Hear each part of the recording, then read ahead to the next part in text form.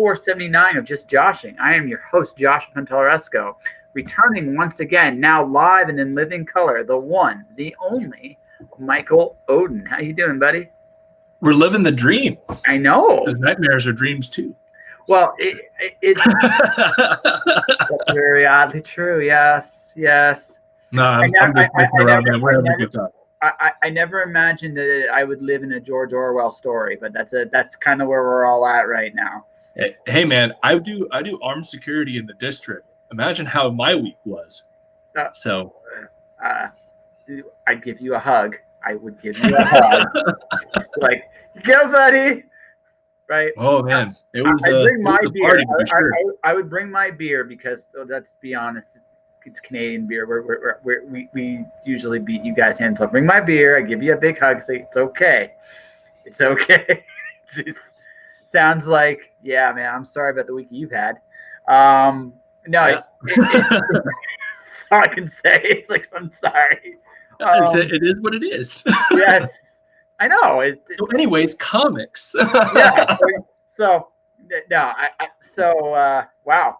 So yeah, we're going to ignore the fact that we're in this weird dystopian apocalypse right now. We're going to talk about something a little bit more and more now important. On to something different, as some Monty Python would say. Yeah.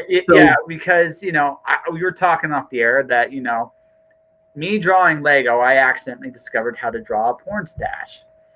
Ironically enough, I'll tell you the story about how that actually came about. You're going to have to demo this. I need to see it live. I'll show it to you. No, I'll totally show it to you. I got no problem with that. So, no, I want to see you drawing. I want to see you drawing your 70s porn stash. So this is okay. Well, I'll show you how I did, and I'll show, and then we'll actually maybe a little later on I'll actually do it. But so this is from my sister. My sister gave me I wanted to do drawing stuff. We'll talk about why in a bit. So I thought I would draw Lego, because Lego is cool. Lego is like one of the coolest toys in the universe. So I'm doing a Lego Paladin for the draw-in bid for MOG at the end of the month. Mm-hmm. And it's this one right here. So, but trying different Paladins out, this guy here, look really, really close. He's actually got the porn stash. He's actually good stuff. Look at that fucking handlebar. Look at it. Yeah, so you could make Colonel Sanders blush with that kind of thing. I know. He's got the total that was the whole. So I didn't realize it when I drew it, because obviously when you're doing Lego, you obviously do characters and the beards and the stuff like that. That's what you're trying to copy. And I realized as I put the mustache together, oh my God, I accidentally came up with a porn stash for Lego. That's amazing. Yeah, hey man, things happen with happy coincidences. It's all great. You just figured it out. Porn stash is actually came from Lego. That's where they came from. That's or somebody that worked for Lego had a thing for them. One or the other. I'm not sure. Chicken or the egg. Chicken or the egg, indeed. Which came first? Yeah. The Lego stash or the porn stash? Let's see. Yeah, the Lego. So you got a fact check now, guys. Someone in the audience, go Google that shit. We don't got that. Absolutely. So what was the chicken? What was the egg there? Because I didn't realize it until after I did it. It's like, oh my God, this is actually real. I never thought that would be like an art lesson. I mean, it's funny because I've been doing the more expressive stuff with drawing right now, like Lego. I've done Lego. I've done the Grinch. I've done just. I saw some of your Grinch ones. They're not looking too bad, man. Yeah, no, I figured a lot of stuff out. I figured out the Grinch's smile. I did that with Mog, and I realized that smile, for him, the secret to the Grinch. So drawing next to Mog, how inadequate does that make you feel? Oh, I've been drawing. I've been feeling inadequate pretty much the whole time. It's been fantastic. Yeah, I can only imagine. She did some sketch cards for Elysian Fields that we've raffled off to a few backers, and let me tell you, when she sent me the images to use for promotion of them, my jaw hit the fucking floor. I can't imagine doing a live stream next to Mog drawing and doing anything but just staring at her end of the No, it was. But how? No. See, I've been really fortunate. So this has been my drink and draw guests so far. Mog, Elsa Garagarza, which by the way, yeah. So Go Indie now actually has a comment with the whole Lego. I vote Lego. Yes, he said, I vote Lego because it had to come from some guy who was in the Lego design factory. You know Yeah, what? exactly. You know, I could totally see the argument, the logic there. It's like the Lego stash came first. Anyone else in the audience that wants to actually bring an opinion on this one? Because I know Joe, that's Joe. He's laughing his ass off that this is what we started our conversation with. But no, it's totally a possibility. So I got Elsa. Tyrant Streeter was my last one. Anvu was my first one. An's amazing herself. She's incredible. No, like yeah. I've seen her work too. Look, man, as someone that dabbles in drawing, I'd literally just be like, I'm just going to watch you do this for the next hour. Well, there's a reason why they're the focus and not me too. Like, it's a two-part thing, right? Part of it is because they are professionals and I'm just getting started. But it's not really about that. It's about the fact of the matter is, I realize that illustrators kind of speak their own language, and I realize that for them it's about expression. So this is a really cool, like, I'm in a visual platform now, so why not just take advantage of the visual platform and let illustrators come in? But also, I'm learning from. I've always been of the aspect that you let people who are better than you come on and show you how they do things, because that's how you 100%, right? So. I mean, this week I have Nicolette Jones. She's really good at what she does. I had a guy by the name of Joshua Harms. He's good at what he does. And everything I've heard of Nicolette. I'll have to go take a look at her. Yeah, Nicolette Jones is really, really, really, really fun. And I'm looking forward to her. I have Atlanta. As I end up looking her up and I'm like friends with her or something, and I've seen her like a million times, more than likely is going to be what ends up happening. But no, she's cool. Like Nicolette's really fun. Like everybody's bringing like I'm approaching this like I'm having fun. I'm not approaching this like I'm necessarily trying to be good. I'm approaching this like, let's just have fun and see what happens. To my surprise, I sold my first illustrated piece. I never thought I'd do that. So, I mean, and I did that within my first month, which is like, okay, that's pretty freaking cool. But my ultimate goal is to do sequentials with it. I don't necessarily have to be good. I just have to be competent, right? Because if I'm competent, well, I can tell a good story. And I'm choosing very expressive styles to learn from because I'm interested in telling stories. I'm not interested in being the prettiest artist in the world. Right? Then that's kind of like that's my whole approach. It's not about being the best person. I can't do that. I mean, I'm trying, like some of the other people I'm trying to get right now. I agree and disagree with when it comes down to art, it's about how much time and effort you put into it. Yes, there are people that naturally pick it up a lot easier than others, but I would consider my skill level intermediate when it comes down to art. I've got a good eye for composition. I can do all right line work. I can do fairly decent pencils. My inking is okay. Nowhere near on a professional level. Like if I were to do anything, it would just be character drawings or maybe like a cover piece. But like it's about like when it comes down to art, if you're constantly pushing yourself and constantly absorbing and everything, you can get to the point where you're at that best tier level. It really is. Like anyone that says, "Oh, I can't even draw a stick figure," is like, look, man, if you can draw a circle, a square, and a triangle, you can get good at art. It's just about practice and learning how to rearrange those shapes to make up things that you see in your day-to-day. No, that's totally it. No, that's absolutely totally it. I'm not even like, that is the whole of the secret. So On gives me this great first lesson. Like because hands, like I couldn't, like some things they're a bitch. They're totally. Even professional artists hate drawing. Drawing hands. On showed me an amazing little shortcut to it, and I was like, okay, I see what the shape actually is now. I couldn't figure it out like that. And now that I understand that, like, there's actually a really cool math to art I never actually considered before. 100%.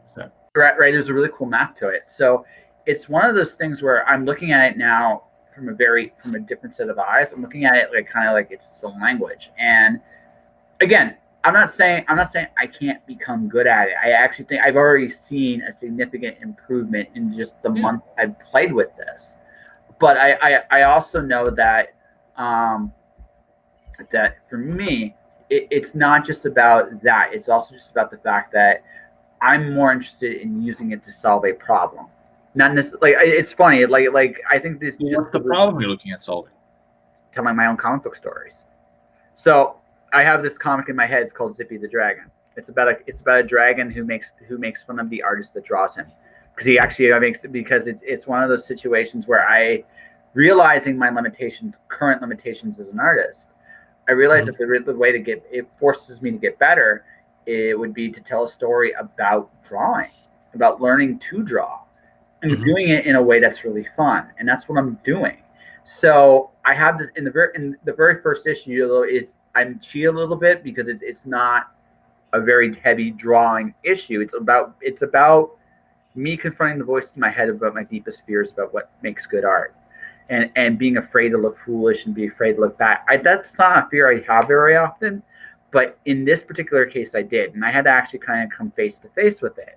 And at the end of the first issue, I draw the dragon, and from there on in, that's when it gets funny and hijinks ensue, and I work and there's a story there too, like a bigger story. But the way I'm doing this is I don't have to be the greatest artist in the world. In fact, the story is about, in some ways, is about Zippy's journey to become who he's supposed to become, and it's about my journey of how I get him there. And I thought Mhm. it's a very cool meta way of doing it, but it's also it'll teach me storytelling, psychology. It'll make me a better storyteller, and everything else I'm doing as well. And I'm kind of dabbling with like little tiny illustrations in my next novel, which is called Lights Out, right? Which is my little homage to Fahrenheit 451. And we're not going to go back to what we started with, but there's definitely a lot of things I can pull from today's world that can definitely add to that. And so, but I'm also doing my own illustrations, and I'm also talking about drawing pictures and putting and the human spirit and being creative. And it's kind of and that's and so I'm putting myself in a position where I'm being deliberately uncomfortable, not being afraid to look foolish. I can't hear you. I think that's admirable. I think it's Yeah. a good, um, and it's an interesting idea. It's one of those things where we should always be pushing ourselves as creators to kind of bring ourselves to the next level. Um, and whatever it is we're trying to do. Uh, one of my big goals in the next, I'd say 2 years, is get myself to a point where I am effectively doing thumbnails. I'm thumbnailing and doing like base sketches of how I want panels to be laid out, and then the artist would go over them, do more detailed stuff, and make those things come to life more. Um, because I like at the end of the day, one of my big goals when it comes down to it is to get to a point where I can do the interior of a book. And I doubt that I'll ever do like a full, like 20, 30 page comic that's entirely my interior work. Like that, I've seen what these guys go through getting that stuff set up, and I frankly don't know if I have the patience for it. But if I can challenge myself to do like an 8 page short story where I've written and hand drawn it, I consider that an accomplishment for me, because at the end of the day, that's a comic that I wrote and drew. Um, and that's a big thing, is we constantly need to be pushing ourselves, and I had decided to do sketch cards for people that backed multiple perk tiers of Elysian Fields, and it's been great going through and pushing myself. A lot of the things that people have requested are things I've never drawn before, so I've been having to step out of my comfort zone, draw characters that I've never had to draw, and do stuff like that, and Who's it's good stuff. who's been your favorite? Who's been my favorite to draw? Yeah, yeah. It was either Batman Beyond or Julie Winters from the Max. Because I never drawn either of those characters before.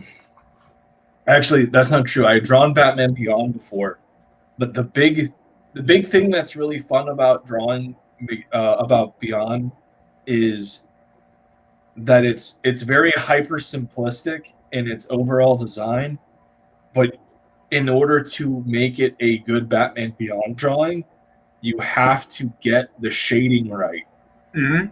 on all because like that's the whole thing is that it's supposed to be very hyper simplistic, but if you don't like it, you also need to bring the depth to the drawing.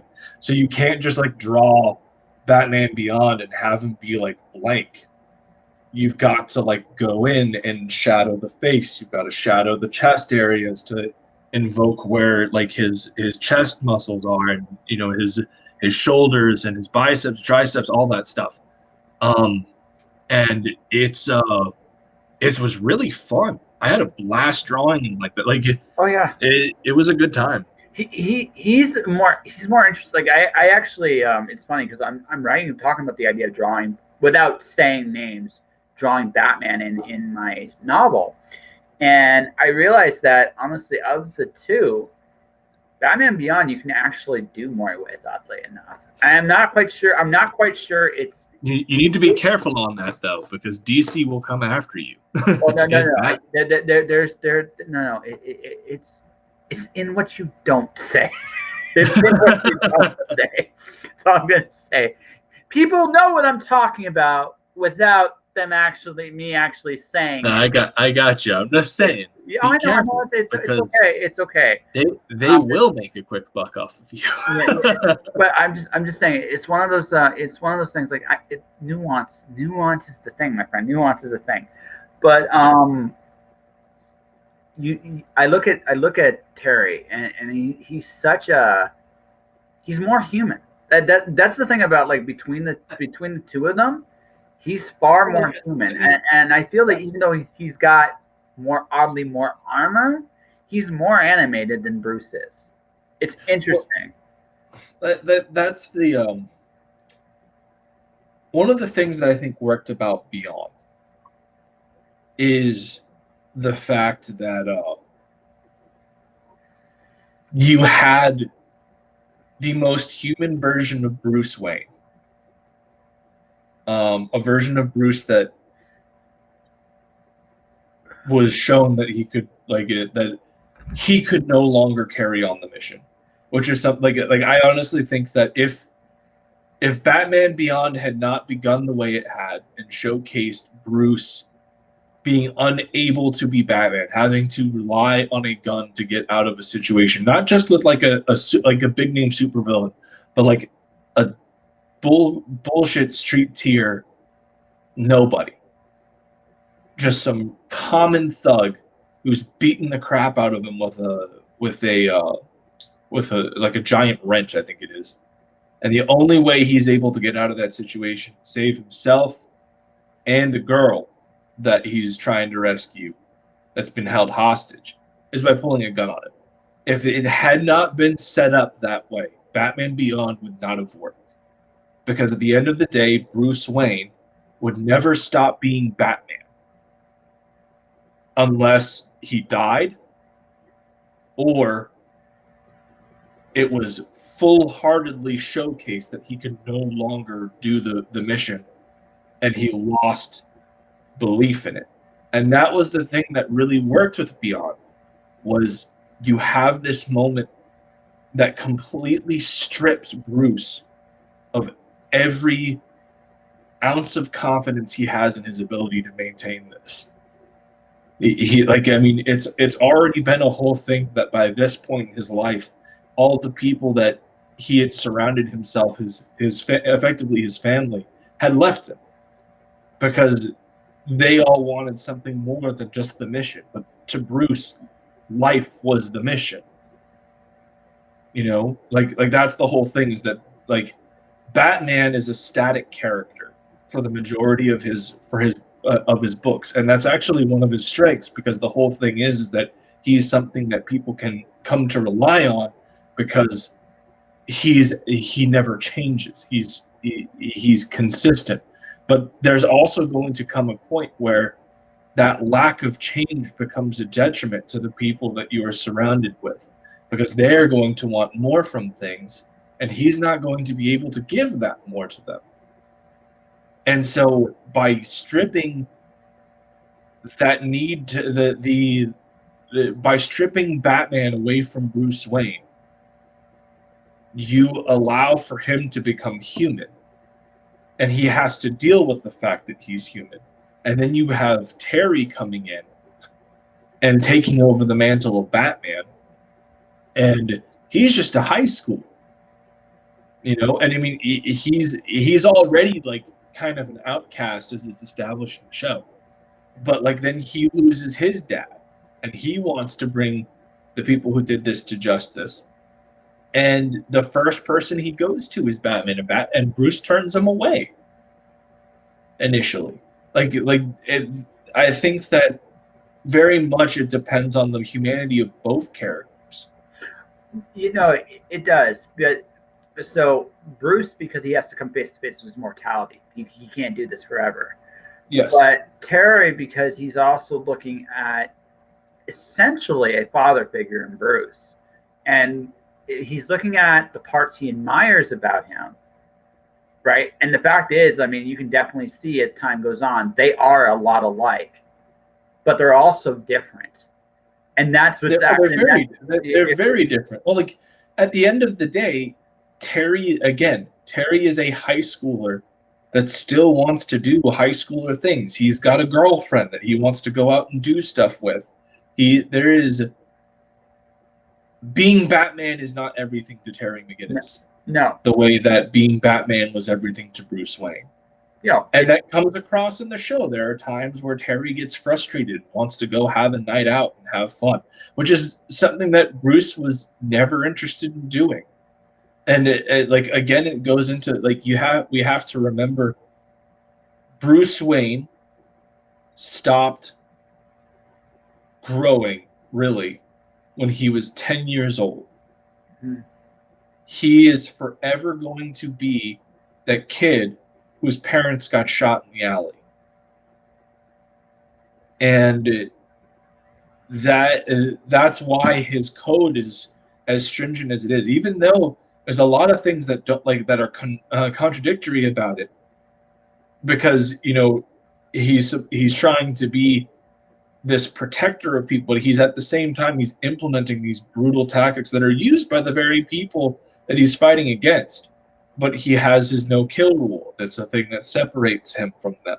He doesn't use guns. He doesn't do this. He doesn't do that. And he puts these things on there because it's the naive mindset of effectively a kid. He's one of the most brilliant people in the world, but emotionally he hasn't progressed since he was 10. No. Right? And that's why he is so that's why he is so fixated and has such tunnel vision when it comes down to the mission, because the mission is everything, right? It's all he has to live for, which is a very tragic thing about him, actually. It is, but it's why things like Mask of the Phantasm is probably one of the, in my opinion, is the best Batman story. Oh, sure. Ever. A lot of people won't disagree with you on that, actually. Because it was the thing that is so good about it is, again, you get to see Bruce Wayne almost choose something other than Batman. For a brief moment, Bruce Wayne is happy. Bruce Wayne is, and actually, happy is not the right word. For a brief moment, Bruce Wayne is content. Because Bruce Wayne has been happy in everything plenty of times as Batman. Seeing Dick Grayson be Robin, there are plenty of moments in Bruce Wayne's career where he is happy.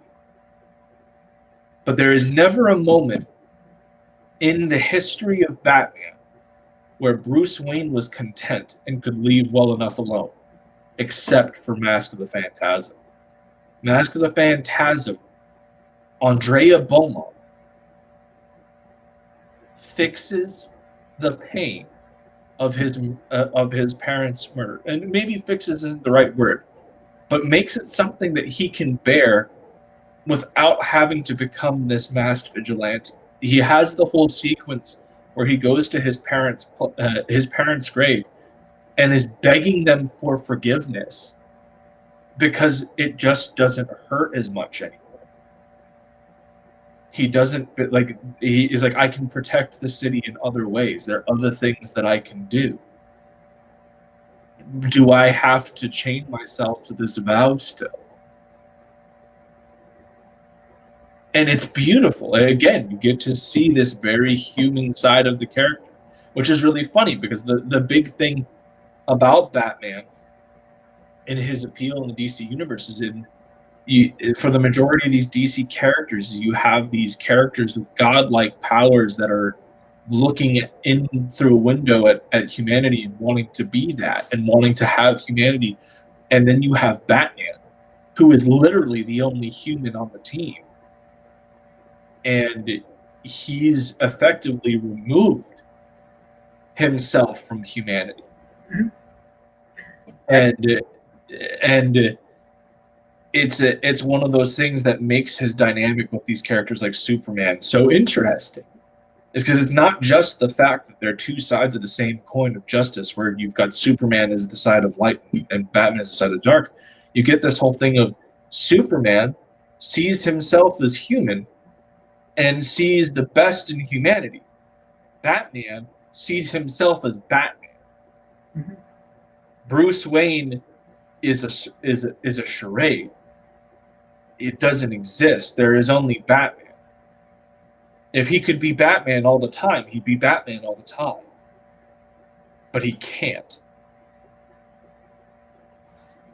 Well, like I said, that's the thing. Like, he's an absolute. Like, in a storytelling case, he's very close to an absolute, which makes him. Which is why Batman stories always draw people in. It's almost like Conan, almost a similar concept. Conan's very much an absolute, almost in himself. He does progress, but it's a lot slower, right, than a lot of characters. But essentially, it's the same kind of story with Conan. He gets into trouble. He's either robbing something, killing something, or going on a quest for something, right?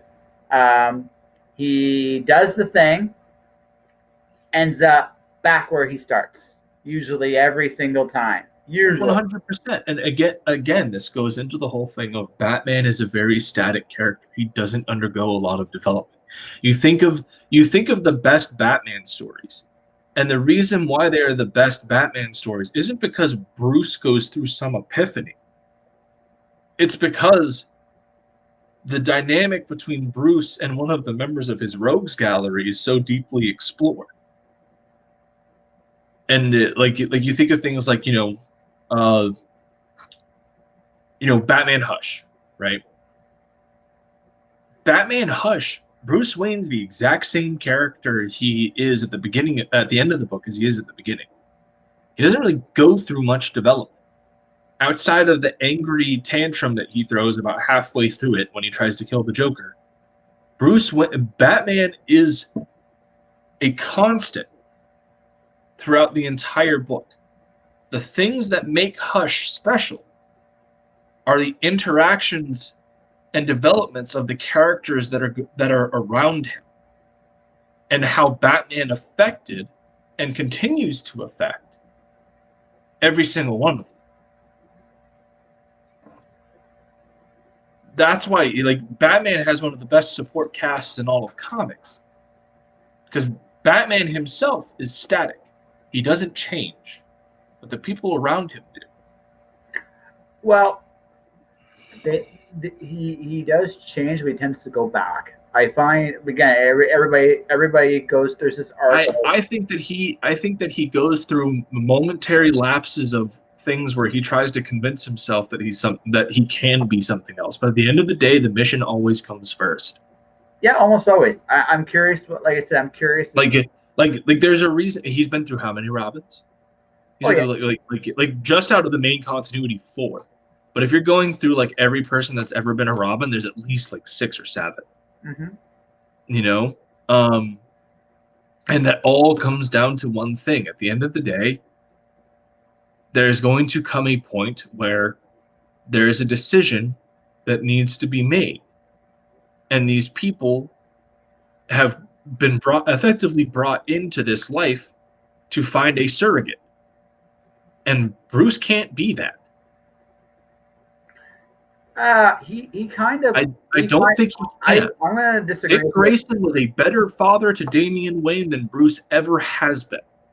Jason Todd got himself killed. Tim Drake was not. I'm gonna argue Drake on you because I think that one doesn't measure up. Tim Drake was not really one of Bruce's wards. Tim Drake had his own family, and he sought Bruce out because he saw that Batman was going to. That's 100%. He still was living with his parents at the time that he discovered until his parents were killed. And then, but then it was revealed that they weren't actually killed. That Tim Drake kept secret. That was later. I understand, but like the fact of the matter is that Tim Drake was not created with that purpose. How many years down the line did his parents get killed? Yeah, but where that evolved to was interesting because I understand, but like the fact of the matter is that Tim Drake never needed a surrogate from Batman. He never needed one. He almost becomes. He's the closest thing to him, which is interesting. That's because he is the smartest member of the Bat family outside of Bruce. Yeah. See, he's the only person that can intellectually match Bruce Wayne, which is why he is the best Robin. But he's also. But it was interesting because I loved one of my favorite Tim Drake run was Red Robin. I really dug the Red Robin Tim Drake run.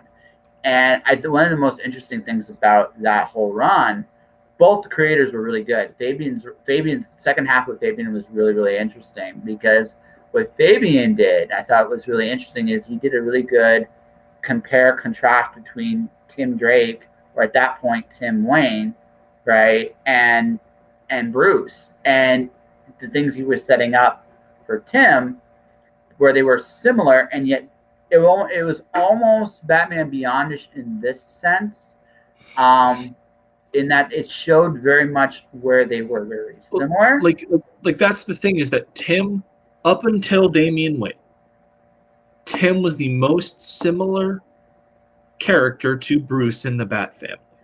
He was the clear inheritor of the world's greatest detective moniker from him. Even personality-wise, how they plan, how they think, how they look. Yes, except Tim has a more Tim is able to connect with people better than Bruce. Again, and that's the biggest difference. Sure. Is at the end of the day, Tim Grayson. At the end of the day, Tim Drake can go and do things like Titans, whereas Bruce, for a good chunk of his period of time, even when he's operating with the Justice League, it's usually at like a unofficial capacity. You know, he's in a lot of runs, he's considered a part-timer. It hasn't been till like very recently, since like New 52 forward, that he's like a full member of the league. A lot of the times it's like, yeah, like I do stuff with you guys and I bankroll you, but like I'm not tied down to you whatsoever. I do what I want. Well, he's always done what he wants, but it really depends on the run. JLA depends on the run. It depends on 100%, but like generally that's the kind of vibe that Batman has at the league, where these people are associates that he can sometimes rely on to help get his mission done. Mm-hmm. Tim Drake has friends. I don't think Bruce can say that. I think Bruce has one superhero that is a friend to him, and that's Superman. And that's about it. I don't think he has much other friends. Diana. Him and Diana are friends. Diana maybe, depends on the run. Yeah, him and Diana. But the only one that's consistent, the only one that I would say is consistently his friend, no matter what the team no matter what creative team it is, even Frank Miller. Mm-hmm. The only one that I could consider, that I think Bruce considers truly as his friend is Superman. And it's Superman. So But like I said, I actually think you make a very interesting case with Tim Drake and Terry McGinnis being both where he actually kind of was at the very, if not a father figure, definitely an older brother figure to both of them, which I think is definitely an interesting one. I do think he can be familiar. Damien's different. Damien's a very different. Damien's a little shit, with the exception of a few different. There have only been a few times I have enjoyed Damien as a character. I actually enjoy him. He's fun. I think if he is paired with Dick Grayson, it's awesome. Because as I said, Dick has been a better father to Damien than Batman. The dynamic's more fun there, for sure. It's not even just that. And it's one of these things that's like really, it's bugged me because comicbook.com recently did a freaking article on this. And they're like 4 or 5 years late to the freaking party. But in the Tim Seeley Nightwing Rebirth run, the arc right after Return to Bloodhaven, Dick Grayson and Damien go off on an adventure to save Dick's girlfriend, who they are having a pregnancy scare while all of this is going on. And so at the end of this storyline, Damien was brought to Bloodhaven because there was like a conversation happening in Titan's Tower over who is the natural heir to the Batmantle. And everyone was saying Dick Grayson. It's pissing Damien off because it's Damien. And so they are at the end of the run. They've gone through a whole bunch of stuff, and Damien kind of apologizes for his entrance into Bloodhaven and how he handled himself. And they're talking, and at this point, Dick has found out that the pregnancy scare is she's not pregnant and what have you. But at the end of it, he's talking to Damien and lets Damien know that when Bruce came back from the dead, that Dick Grayson almost filed a petition to be Damien's legal guardian and be his father, because he didn't think that Bruce was a good fit. He didn't think that Bruce would do well. And the thing that prevented him was he was just he wasn't sure he was mature enough to handle that responsibility. I think that it would be a far more interesting thing for Damien to have left Batman as Robin and be Nightwing's sidekick. But that did kind of happen. Morrison's Batman and Robin run is that's what effectively happened. But at the end of the day, Damien and Dick Grayson are a more interesting pair to write together than Damien and Bruce. Tell me I'm wrong. Damien is effectively a more vicious version of Bruce Wayne. They're very different. I think they're very different. They haven't had a Batman and Robin book that is sold as well. It's not about selling. Okay, I'm not gonna go, but I'm just gonna go based on my experience, which is the Batman and Robin run. Both, because in that run you had both characters for at least a little bit. Now Dick. The thing with Dick is it flips Batman and Robin on its head. Usually Robin's the happy-go-lucky, bright one, and Batman's the dark and brooding one. Well, in this case, it's flipped. The thing I like about Damien personally is he's almost like Bruce Wayne without the filter. That's the thing I really 100%. But at the end of the day, having that alongside Bruce is not interesting. It's not a good read. If you have both of these guys that think the same process. That was the other big part of the Batman and Robin dynamic, is the dynamic duo. Is their strengths and weaknesses played off one another and reinforced one another. Right. If you have somebody with the same mindset as Bruce Wayne acting as Robin, because even we established Tim Drake is super intelligent and has Bruce's intellect, but he does have a different thought process. He is able to let people in. He is able to do that stuff. I think Damian Wayne is pretty much like the only person that there are only two people in comics right now that Damian has let in fully. Dick Grayson, Jonathan Kent. And that's the only other place where I have enjoyed Damian Wayne is Super Sons. Okay, so I'm going to finish my point because I think so. Looking at the other half of that run, the first half was Dick and Damian, and the other half was Damian and Bruce. I think the interesting thing about that run to me was simply the fact that in Bruce's case, right? In Bruce's case, it's almost the story you tell there is this is Bruce taking a good long hard look at himself through his son, right? And there is an interesting story you tell there, which is the fact that you can look at yourself and see who you became and the things you like about yourself and the things you don't like about yourself, and seeing perhaps with your kid that you can be more. And the reason why I think I really enjoyed that run, one, you could tell Pete Thomas is a parent. You could tell that he has a family, and he wrote that very much from that point of view for that dynamic while it was there. And I thought it actually was okay. I thought it actually because well, I mean, Peter Tomasi went on to write, the Superman Rebirth. No, absolutely. The thing is, Tomasi gets Damian. Peter Thomas gets Damian very much. Pat Gleason also drew both arcs as well. Anytime you see Peter Thomas and Pat Gleason, ladies and gentlemen, check their stuff out. They are a great team. But the thing about that's why I thought it wasn't so bad. I enjoyed it because it was the stories you can tell are different.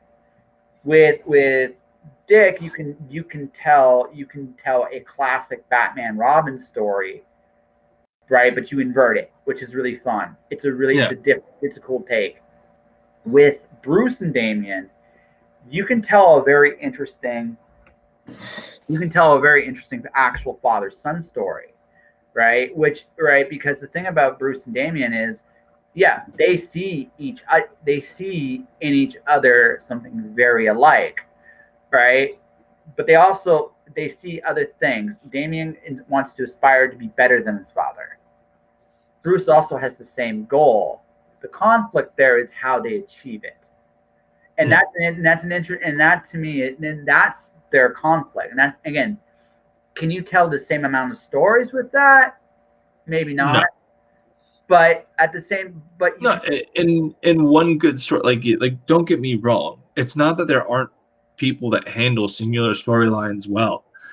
My problem is that nobody has maintained any consistent character development for Damian. No. And as I said, the big thing with Batman and the strength of the Bat family characters is that Bruce is static. Everyone else needs to progress because the consistent thing is Batman. Mm-hmm.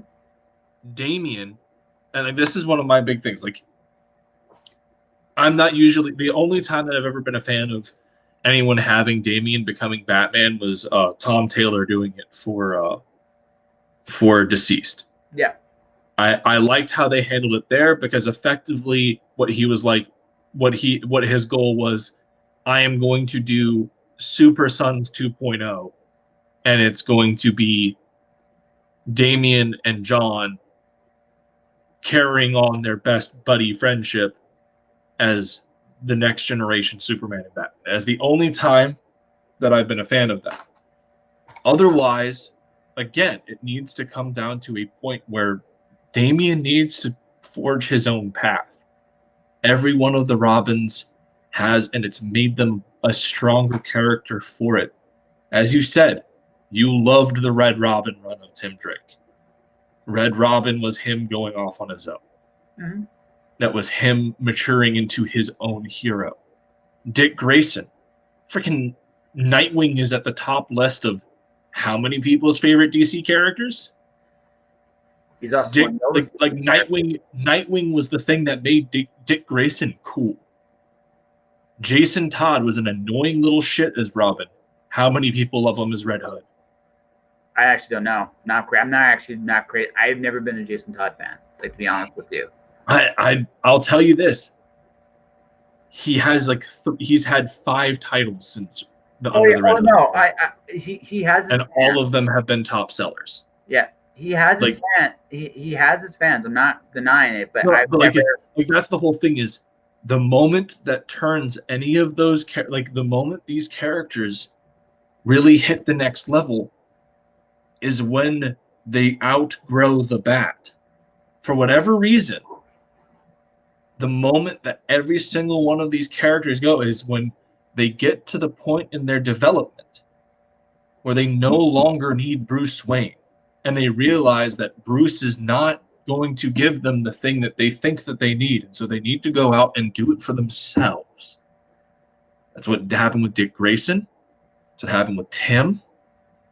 Jason died, and then he came back from the dead and was just pissed. And so he had his own purpose. These are the things that end up turning these characters to the next level. And it's not to say that they were bad before, except for Jason. He was pretty fucking horrible as Robin. I mean, he literally got voted off the island. Yeah, that was a close vote. Like there's no he got voted off the island. Like there was literally a vote, and the majority of the people that voted against Jason dying didn't vote because they thought that Jason was a great character. It was, you can't kill a kid in a comic book, and you can't put Bruce through this again. So it had nothing to do with, I'm fairly certain that if Jason had lived, they would have, they just had him quit being Robin. People would have, it would have been like, okay, cool. That was they would have found a way around that. I honestly knowing like that group in particular. You had Alan Grant, you had Dennis O'Neil. You had some incredibly talented creators. Oh, 100%. It's just, well, again, I don't think Jason was being planned to, past the death in the family. Regardless of whether Jason lived or died, Jason was no longer going to be Robin after that story. Everyone hated him. Hard to say. The thing is, I'm hard to say. I'd have to ask. That's something you ask. Dude, so the vote was very close, but if you look at a lot of the comments that have lasted from it, that it's literally like, dude, just Bruce lost his parents when he was a kid. We're not gonna. But I think it was a better choice. I think all the way around that he did. I do too. I'm not saying that they should have gone the other way. I'm just saying that I think that no matter what would have happened, if Jason had lived, Jason had died, Jason was no longer going to be Robin. All right.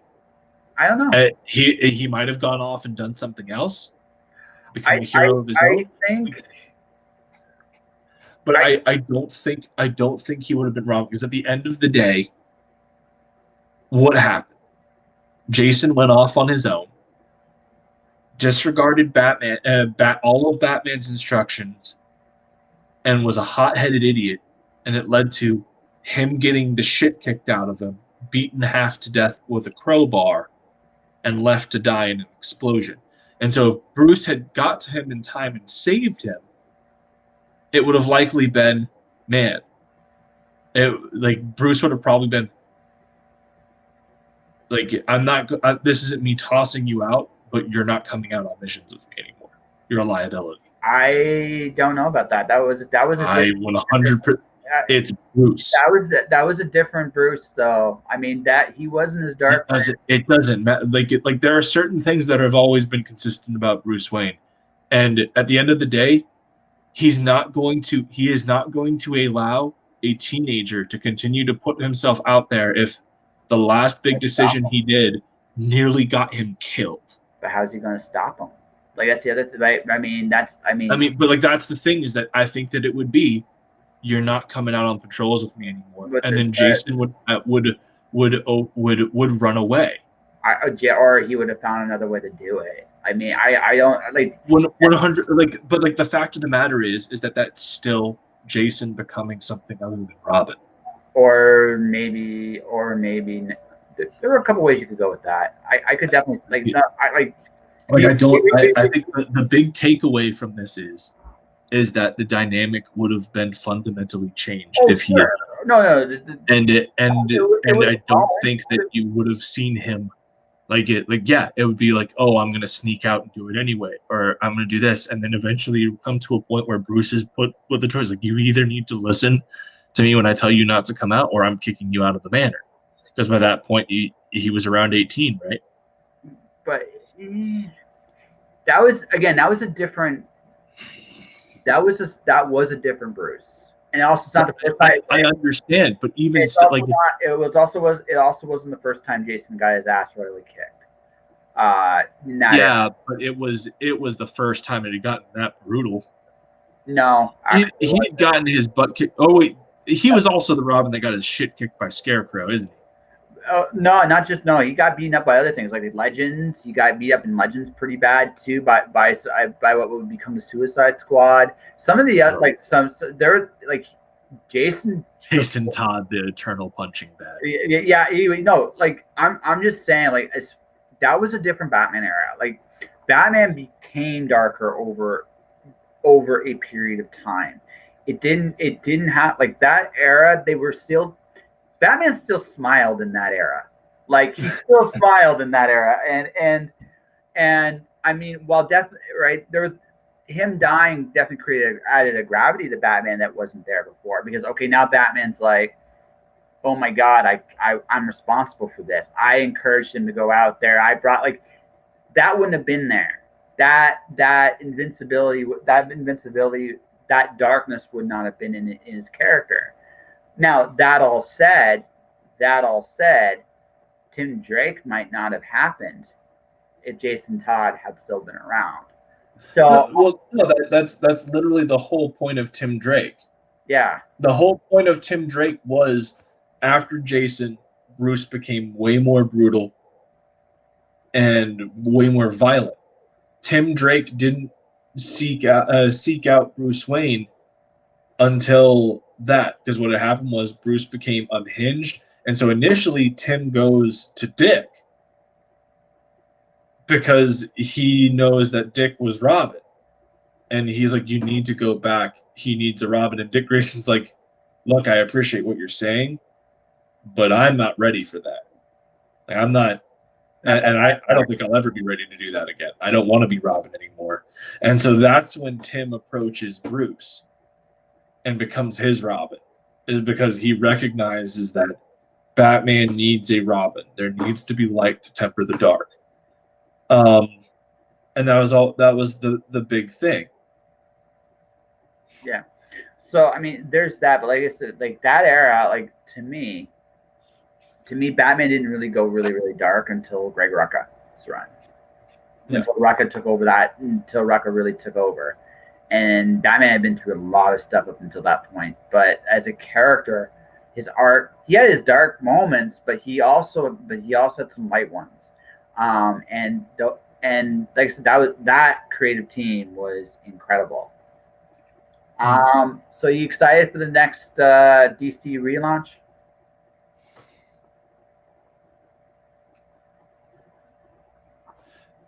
Future State is garbage. No, I'm not excited for the next DC relaunch, because the majority of the people that they're using for the next DC relaunch are these fucking hacks they brought in for DC Future State. Now, I have heard the next Batman book is solid. I have heard that the Brazilian Wonder Woman book is also solid. I can only vouch for what I read, which was the first 2 pages of Superman of Metropolis, which was an utter character assassination of Jonathan Kent. And I'm not, like... Okay, right. The fact that on top of that, these books are $6 a piece. And they're bullshit, because you're buying this book for Superman and Metropolis, but in all actuality, it's an anthology book with 2 other stories that are somehow worse than the main. Like, So you're not crazy with the Superman stuff. There's 2 I'm looking forward to. They're not. I'm getting. Now I will say I am going to check out the Superman Wonder Woman Future State book, because the preview for that came out, and it opens beautifully for Jonathan Kent Superman, and he steps out onto the balcony, and he's like listening to everything that's going around in the city, and he's about to go react. And he says, but before I do anything, and he shoots heat vision up into the sky and carves into the clouds, "Good morning, Metropolis." And I went, and I fucking love that. I was like, yes, please. I'm looking forward to. I never go for like the main big books. Of all the 3 of the big 3, the character that I'm always into, the character I like is of the 3 to read is Wonder Woman, but only if they're done well. I've done my Batman book. So I'm like, eh. And Superman, All-Star Superman is kind of hard to top. They have never been really able to top it. So there have been some absolutely fantastic Superman books that have come out over the past few years. Sure. Most of them are not from the main line run. Especially once Bendis took over, Superman became a shit show. And I mean, all you have to do is look at the numbers to see that. Like, Bendis took a book that was earning consistently upwards of 100,000 and turned it into a under 30K book. And it's Superman. It's the first superhero. Wow. And is the most iconic character in comics, and you turned him into a 30K book. Holy crap. If there's anything that can speak for how bad of a writer Bendis was on Superman, it's that. Which blows my mind, because they're giving him a fucking Justice League book in the relaunch. They're giving him the main Justice League book in their new usual. You want other reasons why I'm not excited for this. This whole Infinite Frontier crap, I'm fairly certain, is Bendis just playing on nostalgia for better writers than himself. Anyways, but Superman has had some solid books. Obviously you have the Tomasi Jurgens run with Superman in Action that were going on through Rebirth. They finally released Marv Wolfman's Superman one-shot that was a 100-page spectacular called Man and Superman.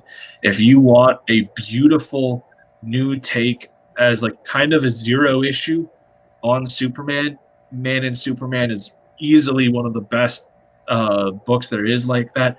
And quite frankly, when I read it, I was like, this is what Man of Steel should have been. Surprisingly, Tom King does Superman Up in the Sky, and it's a fantastic Superman book. Mm-hmm. It's really good.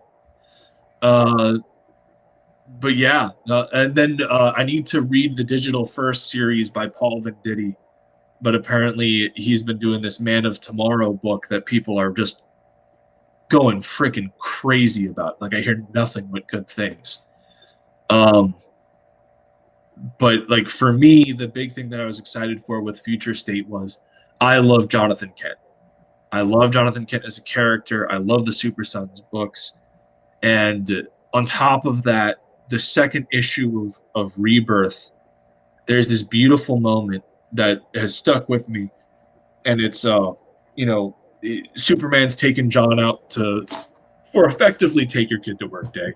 And they're going out and they're saving a nuclear submarine and its crew. And towards the end of the issue, Clark notices that John is wearing this like zip up hoodie with the Superman crest on it, and he asks him, if that's for Superboy, and he's just like, no, I just wanted to be like you, and so like Clark does the very like dad things. Oh, that's really sweet, but then he gives him this beautiful speech where he's like, that like I appreciate you doing that, but there's an important conversation to be had here, because unlike the kid that used to own that, because it was like used from a thrift store. Like, unlike the kid that used to own that, you're not going to be able to outgrow that symbol. That symbol is going to be whatever you make it for yourself someday. There's going to be a day where you are going to define what that symbol means to you, and how you use that symbol will define how the world sees you as well. And so the idea of a future Superman book where Jonathan Kent becomes Superman, ever since I read that issue, was something I wanted to see. Mm-hmm. And so when they revealed that one of the big books for Future State was a book focused on Jonathan Kent as Superman, I was all in. And so when in the first page of that book, you have Jonathan Kent sounding like the biggest pessimist on the face of the fucking planet, it broke my heart. I was like, are you kidding? How could you? This is like a... Children are supposed to be the best parts of ourselves. Our kids are supposed to be the best versions of ourselves, of both of our parents. So you mean to tell me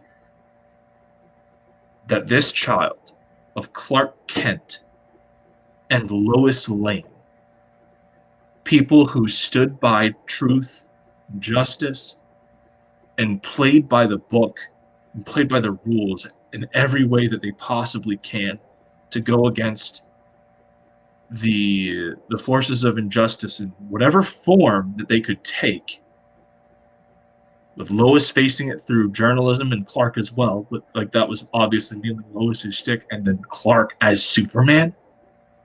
And you're going to have his first lines of dialogue in this book be about how there's some day that you're not going to be able to stop the bullets? No. Sorry. That's full of shit. Because Jonathan Kent, there would be nothing that could stop him. And it didn't matter if there was. Jonathan Kent was going to be there. Because that's the person that he should have been raised to be. But this is what you're putting out there. And like I haven't read the, as I said, I read the first 2 pages and I just couldn't fucking do it. But I've seen reviews of the entire book, so I know what happens throughout it. And they just make him a fucking inept little shit. And he gets tricked into shrinking Metropolis and turning it into bottled city of Kandor 2.0. Are you freaking serious? Your first issue, your debut of Jonathan Kent as Superman, and you're going to have him destroy the city that he's been entrusted to protect by his father?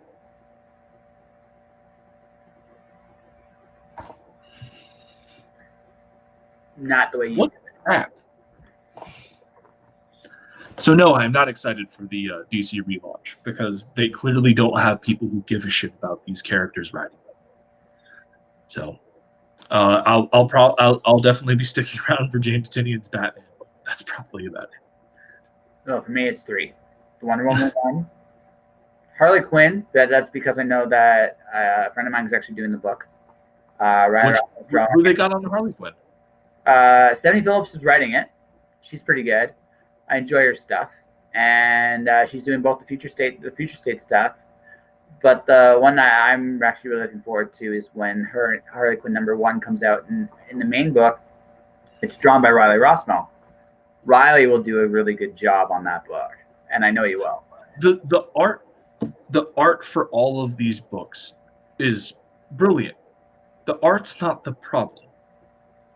At the end of the day, as much as comics is a visual storytelling, you have to have the right person there. Look at Tom King's Batman Catwoman #1, right? The art by Mitch Gerard is gorgeous. from a technical standpoint, it is all very pretty. It looks great. But when you have someone like Tom King, who has the visual mindset of a piece of toast, directing the panels and writing the story, you have some of the most undynamic panel works in the book. And then you have a story that's hindered by bullshit tropes and piss poor writing. And that's where I have my concern. Look at, you got Dark Detective, right? That's coming out for Future State. This book is being drawn by one of DC's best artists that they have. They've revealed it panels from the interior. It looks fucking gorgeous. It has some of the best art that I've seen in a mainstream comic book in years. It's also written by the same chick who wrote I Am Not Starfire. Do you want to know how excited I am for Dark Detective? I'm not.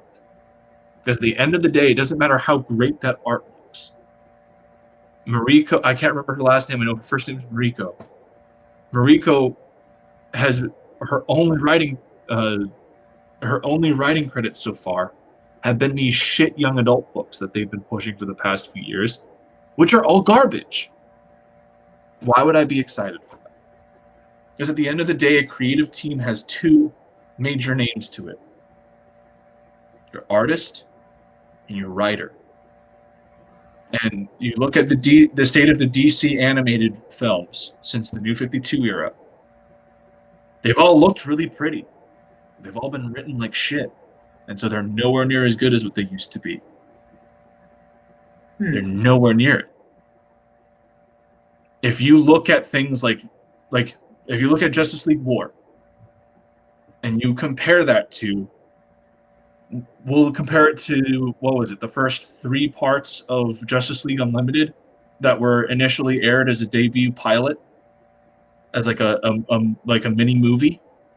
You compare those two and tell me which has more dynamic art, which has better storytelling, which has crisper voice acting.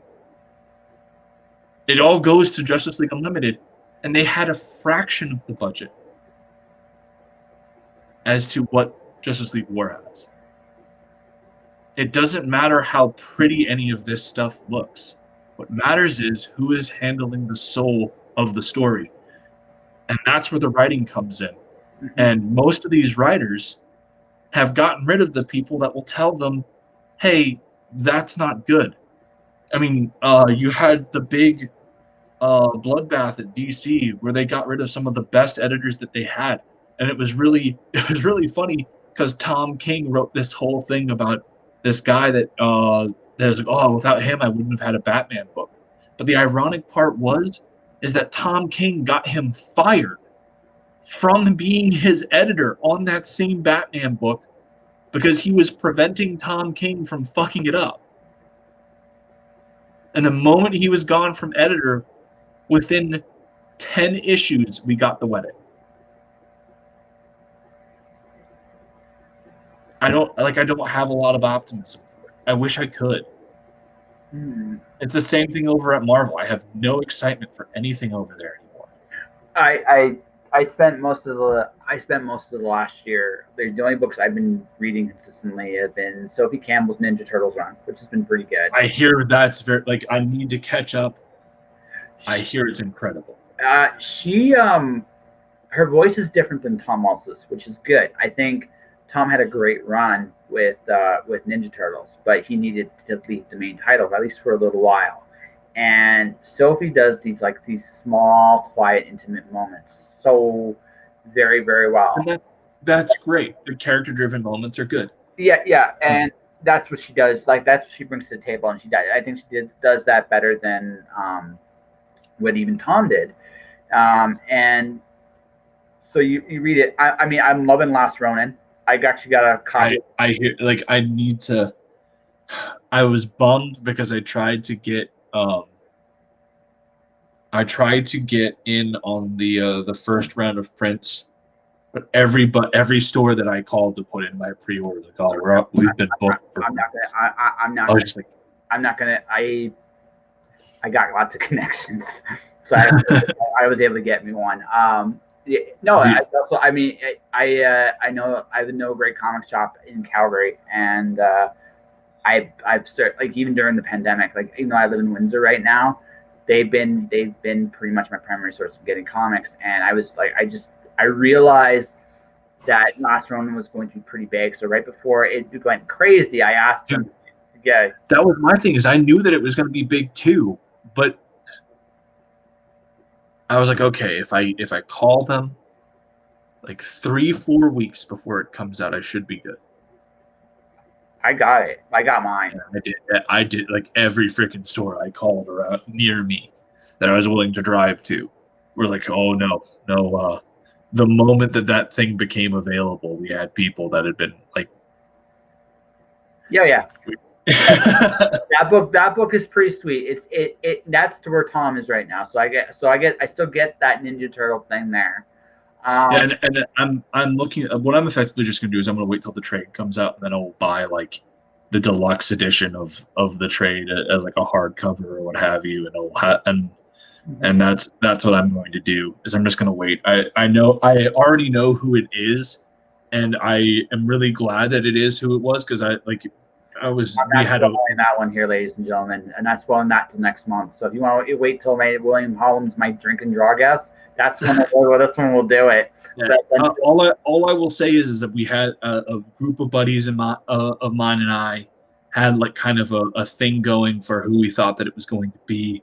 I had 2 people that I thought that it was going to be, but I said that the one that I was hoping for turned out to be the one that it was, and my reason was because I think that he would be the one that would go through the best character development by having to go through this. And without spoiling who, so I'm not going to go into my details here. Of the 4, he was the most interesting of the 4 to tell this story. And that's what I was saying. I was like, it's going to it will. Yeah, I feel that there was one super obvious choice that I think that I felt like a lot of people expected, given the nature of the character and how they kind of saw things. But I thought that it would have been far more interesting had they gone with, and they did. They went with the character. I think that it would have been far more interesting to have him go through that tragedy, because it would force him to take a look at things differently. Be careful what you say here, because you say it too much. I know. Like, because if I use the wrong word, I could really tip it off. Yeah. It's like the moment that you describe. I'll just say this: I knew it could only be 2 of them. It could only be one of 2 of them. Yeah. And when we go off live, we'll I'll let you know who I thought the 2 that I knew it could only have been one of 2 of them.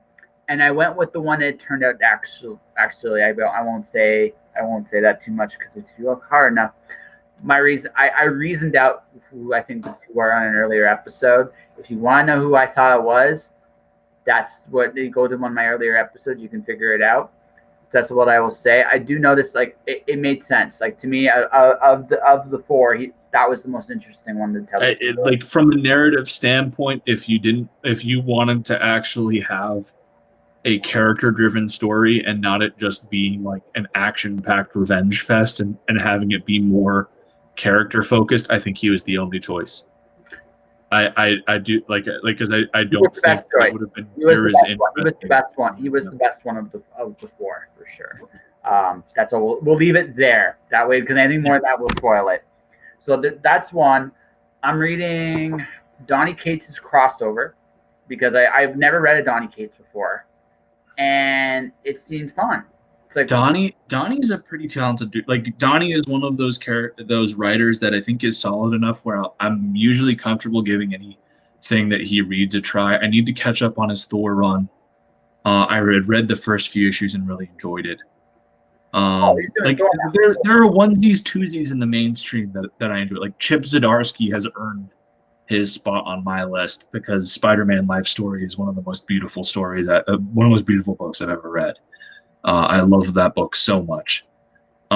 And then he also did this criminally underrated Marvel's 2-in-1 Human Torch, The Thing, back when the Fantastic Four were still in limbo. Yes. Leading up to the revival of Reed. That was the Fantastic Four book. That wasn't really the Fantastic Four at the time, which was it was good. It was a really good book. That book made me cry a few times. Mm-hmm. Like it really screwed me up. Like Chip can write. That dude can write, and his Daredevil run I hear is immaculate. I need to catch up on that. So you guys are more excited, but so the last Marvel book that I really, really enjoyed was Immortal Hulk. That was the last one I really. I have heard that one's really good. I heard Spencer got out of his freaking hole after Hunted and is doing some pretty solid stuff on the Amazing Spider-Man.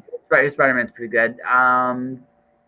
But it helps when you have Ryan Otley doing your interior work. Well, no, Ryan Otley was born to draw Spider-Man. Otley's the right guy for Spider-Man. I mean, not named John Romita Jr. Right? So, no, I look at the big difference between Marvel and DC is Marvel tends to give creators a longer time to tell. Assuming the book doesn't get canceled right out from under you. Well, I mean, like that's the thing about Marvel.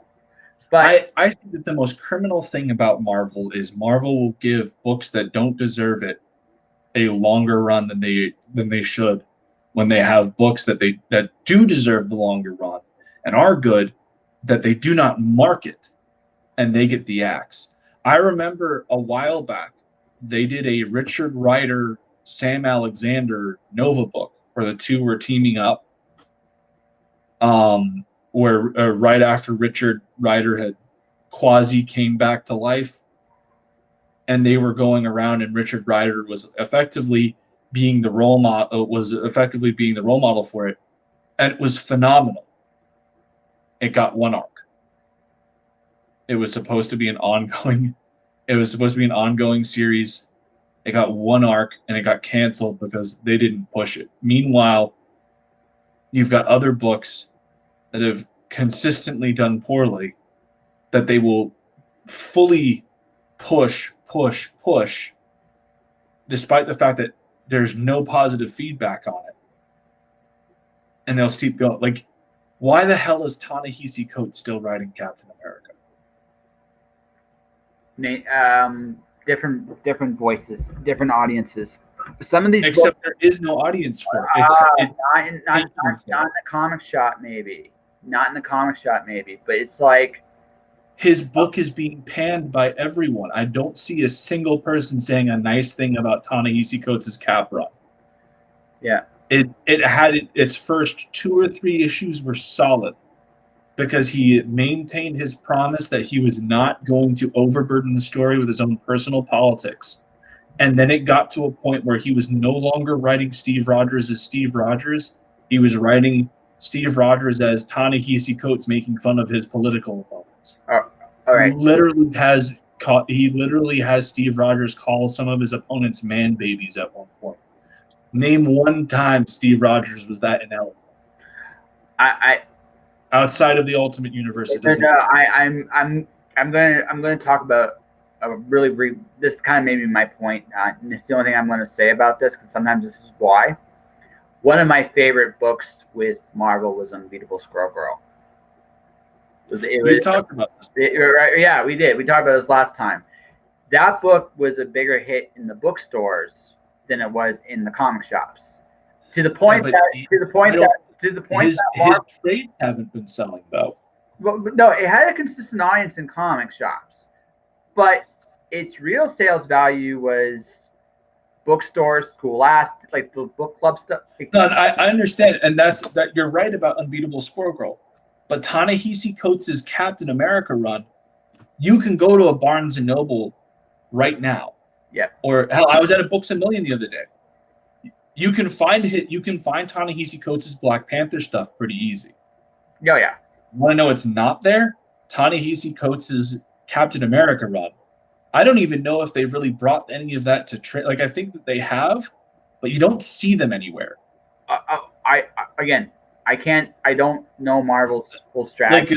No, I'm not trying to put you in a tough spot. I'm just No, saying. no. That, I'm not. You're not. Well, my whole thing is that at the end of the day, they are not pulling him off the book because they are afraid that he is going to make things difficult for them if they do. Because that's been a trend. It's been a trend for a lot of writers that have gotten into that side of the industry. Gail Simone did it with Batgirl. Like, she was about to be taken off of Batgirl because of poor sales. She made it about something other than that on Twitter. A lynch mob came after DC, and all of a sudden she's back on Batgirl. Okay. And how the hell to put this? Ta-Nehisi.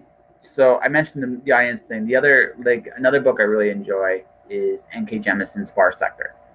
Mm-hmm. Right, and I know like the reason they get authors like that is because, again, who they are in other realms.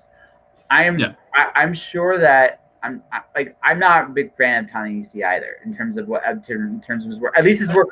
I thought his Black Panther book was fine. Like I didn't think it was the best thing ever. But I did like a lot of the concepts. It was okay. It was okay. Yeah, it was like a solid 6.5, 7 out of 10 for me. It wasn't a terrible book. It had a really cool concept that I really liked. Like, I think that having T'Challa effectively dealing with a Marxist revolution in Wakanda is an incredible concept. Like having at the end of the day, Wakanda is still technically ruling in a serfdom economic system, right? And so, after years of having to deal with things like the Atlantis Wakanda War that happened during the Hickman Avengers run, and dealing with shit like that, freaking having the people be like, man, why the hell are we still doing it this way? Makes sense. And I thought that was really cool. I just think that his execution could have been better. Now, granted, that was his first comic book he'd ever written. So it's like you're going to have, like, he went from standard prose and journalist writing to comic book writing, and there is a difference. Huge. So I thought his book was fun. His Captain America book was solid for the first 2 or 3 issues, and then it went to crap. And there's no other, but at the end of the day, there's no talk about taking him off the book. There are so many other people that you could put on that book and make it hot. Everyone likes Captain America right now. Everyone wants a good Captain America book. You're trying to find a way to get your company out of the rocks because they're not doing well. Give them a good Cap book. Give them a good Iron Man book. Give them a good any one of those characters that have been established through the MCU that people fucking love and that are breaking $1 billion at the box office. Or find another hit out of nowhere like they did last time, like Deadpool. Like last time there was an economic crisis, Deadpool became a giant mega seller in a very tough time. And that's fair too. Bring out some of your lesser known guys. I think that they're trying to bring Black Knight back into the main. That'd be fun. And I'd be down with that. I really wanted the Black Knight run that came out in 2013 to be good because the cover was amazing.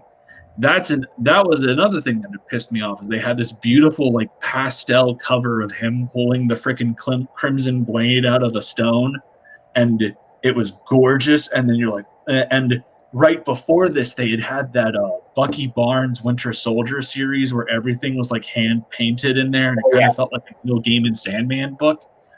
And so you see this cover oh man, I can't wait to see the interior. And they intentionally did not reveal any of the interiors up until the book came out. And you look inside the book, and the art's not bad, but it's 60s era Ditko style. And it's whoa. That's not what you expected. That's disappointing. It's not. They played with your expectations a little bit. That's actually my only gripe with Zenescope. It's they again, they know who their audience is, but it's like, man, I just wish you had like, just do a good book. That right, and let that do it itself. But then again, let's see, what else am I getting into right now? I'm liking Boom. I'm ready. Origins. Boom has some solid titles. The only problem that I have with Boom is their Mighty Morphin Power Ranger Kickstarter that they just launched is a total grift. I literally I did the math the other day because they announced it's like $500 for the full collection, right? I am printing a hardcover collector edition of Elysian Fields. The person that recommended me the printer that I'm using for that is a professional that used to work for McFarlane Toys. I just want that to be put out there so that we realize this is a professional printer that I've been put in contact with that does these hardbound books. Based off of how they have marketed this, it's 5 volumes covering a 44 issue run, right? So that means approximately each one of these, if you're going through 8 or 9 issues, 8 or 9 issues on average. Yeah, so it'd be 8 or 9 issues on average, and then on top, so you do that times 20 because it would be like the average page length of a comic book, story wise, is around 20 pages, right? So that would be 180 pages of story per book, right? And I even did them a solid. I gave them an extra like I put it at 300 pages per volume to add in things like art galleries and everything like that as like special features. Mm-hmm. All right, at that price, with those things in mind, for the hardcover printer, they were priced at $15 per unit. $15 per unit for 1,000 of each one. All right, no, so so that's on the cheap. That's actually, that number is going to go down because we have to realize that they're going to be way more than 1,000 copies being printed of this. Mm-hmm. All right, so they're going to have a bulk order. That $15 is going to be going down immensely. Now, on the if this was just an indie creator doing this, I probably wouldn't have near as much of an issue because they're probably paying for all of the art and everything, and they're compensating. They're not just compensating for production cost on the printing side. They're compensating for the cost of art, everything like that. Okay? We're talking about a run that's been going on for 5 or 6 years. That has been one of Boom's top selling properties that they've had, like constantly getting up in like top 50 books every month, right? They have more than made back their money on this, on the art that was done. There's no new art in this book. There's no new anything. So you mean to tell me that per hardcover volume of this, you're going to charge $100? That's a fucking ripoff.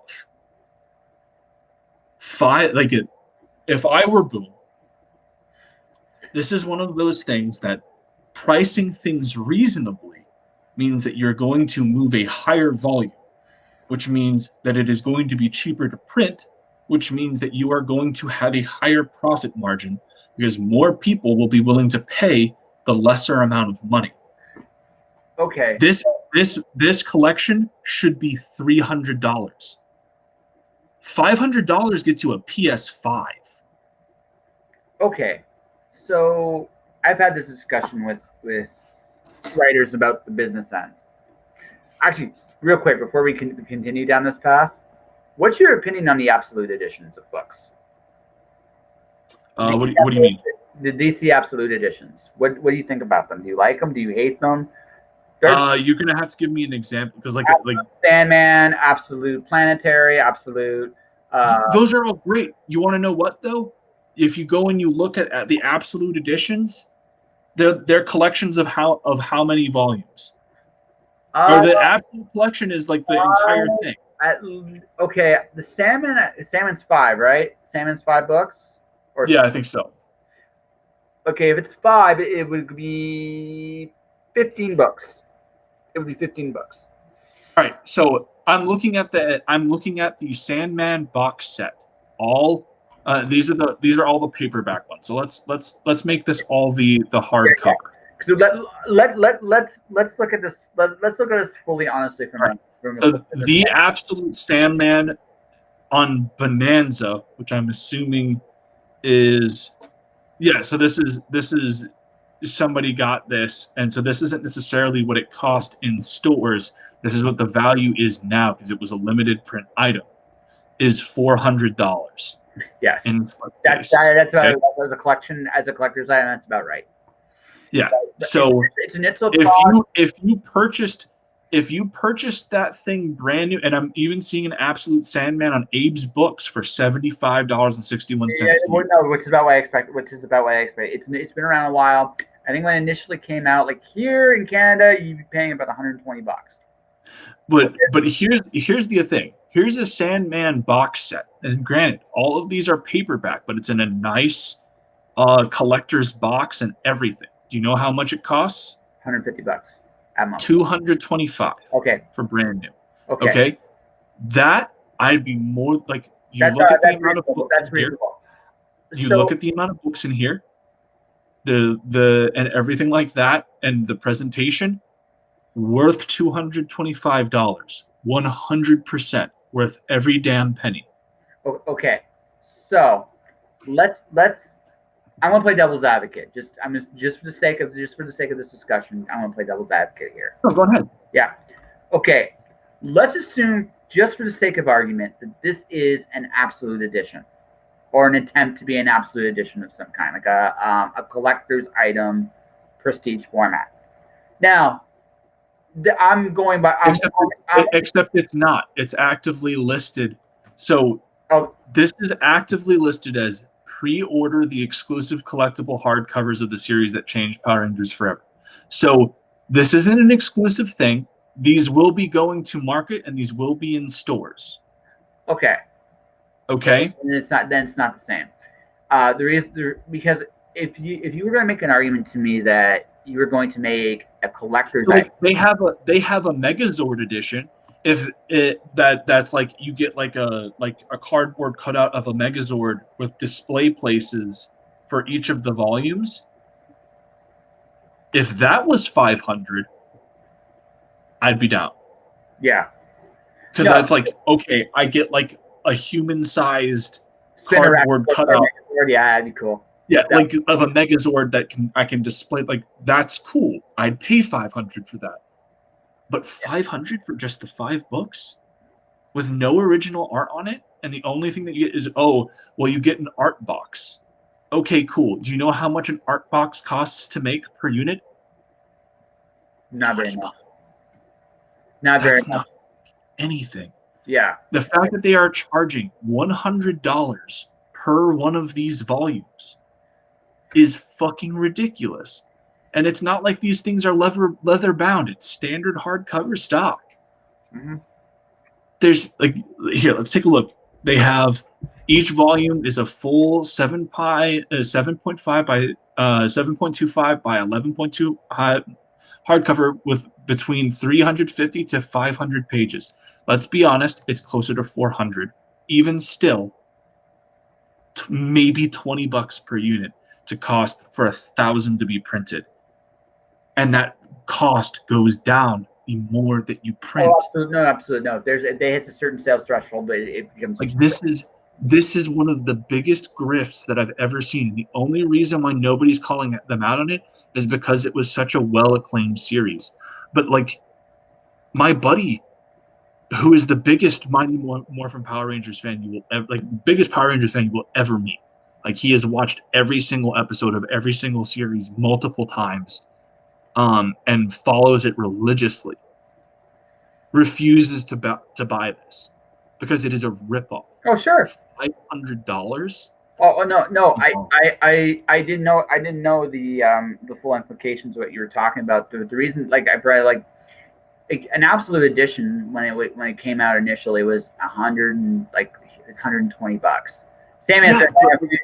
The absolute edition collects the entirety of Neil Gaiman's Sandman, and it's $150. Yeah, no, but there were 5 volumes of Absolutes. Didn't close. So like, Okay. I'm talking. I'm like, this is why I brought. Yeah, but you're also talking about a book that when I was looking at it, it's close to 1,000 pages per volume. Yeah. Oh, absolutely. No. It's a way Like, better. It's a way better. It's a way better edition. This is 350 to 500 pages, dude. Mhm. You want to know what has the same page count? The first omnibus of fucking Saga. Do you want to know what the first omnibus of Saga costs? Maybe. $80. Yeah, that's about right. That's about right. Like after taxes, it's about $80. I think it's around like you can probably find it for like $65 plus sales tax and what have you, depending on what state you're in. 70 to $80. Yeah. This is a fucking ripoff. It sounds more and more like it. Like the economics of comics, ladies and gentlemen. Like that. That was the only thing I could play devil's advocate on, because it was looking at that. Just it sounds to me like if it was a special edition, maybe, but a one kind. But yeah. So to further this point, Saga Compendium 1, featuring 1,300 pages of gorgeously graphic full-color artwork. Paperback, condition new. Listed price, $60. On sale for $49.28 on Thrift Books. Okay? Fucking ripoff. Yeah. 1,300 pages. Yeah. And Saga's one of the best books, like one of the best modern books ever. I'm hoping it comes back this year. I hope. It's just, this is fucking ridiculous.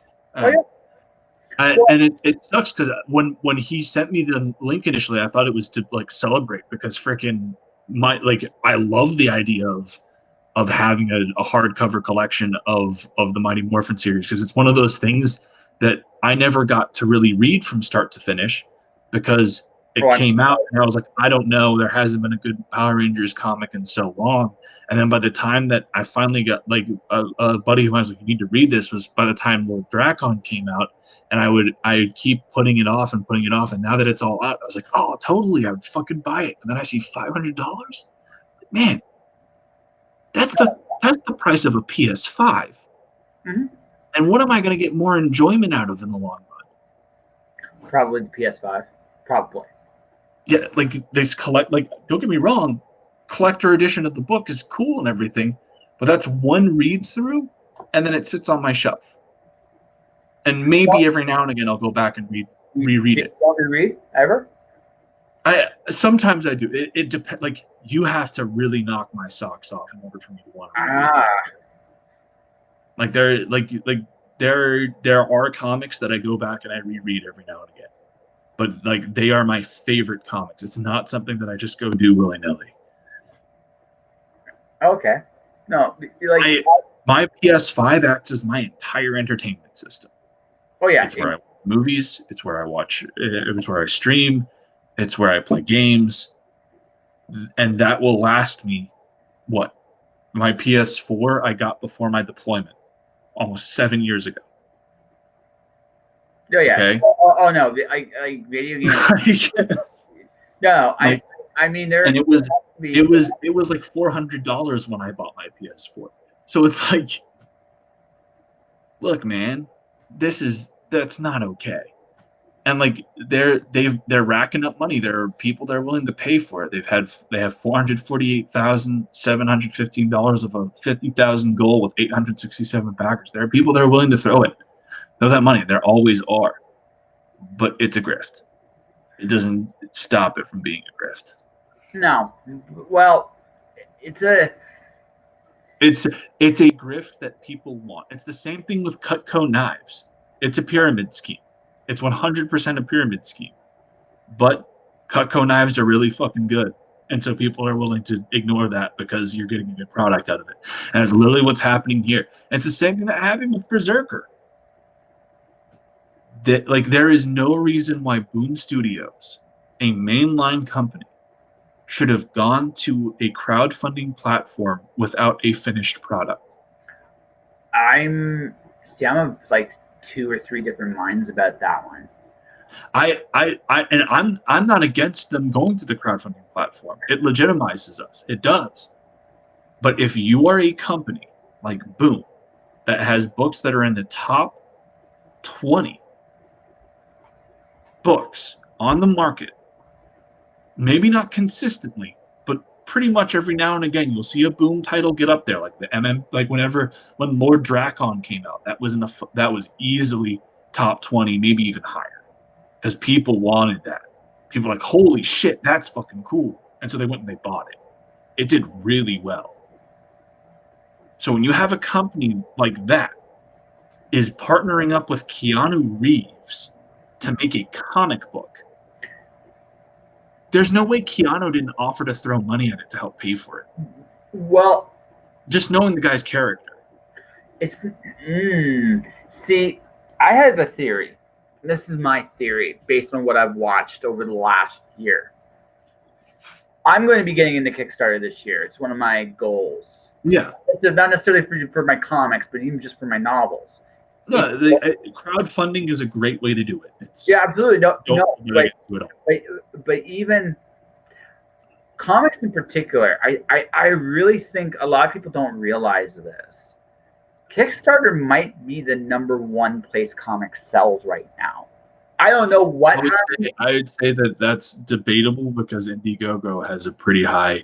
Oh no, Kickstarter, I would agree with you a few years ago, but they had a whole bunch of scandals that drove away a good chunk of that market, and they went to Indiegogo. Well, no, we won't really address all of that because everyone knows about it, and we'll just rush over it. But the fact of the matter is that at the end of the day, the first comic crowdfunding game to break the $1 million barrier was not on Kickstarter. No, it was on Indiegogo.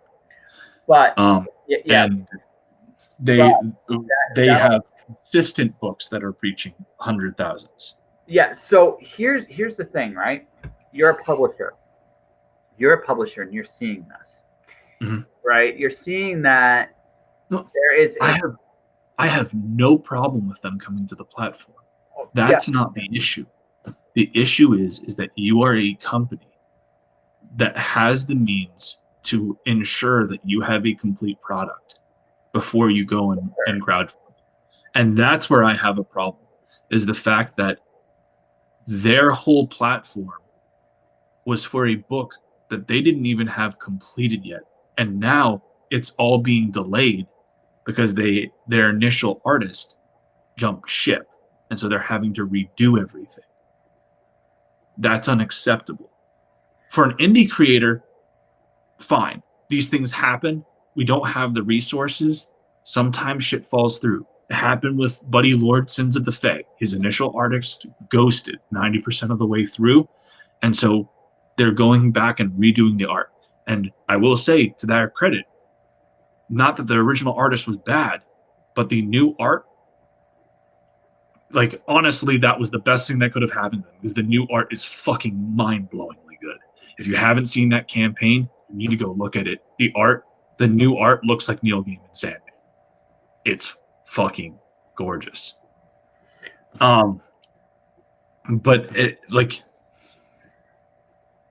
Anyways, there is no reason why a company, with all of its resources that they have,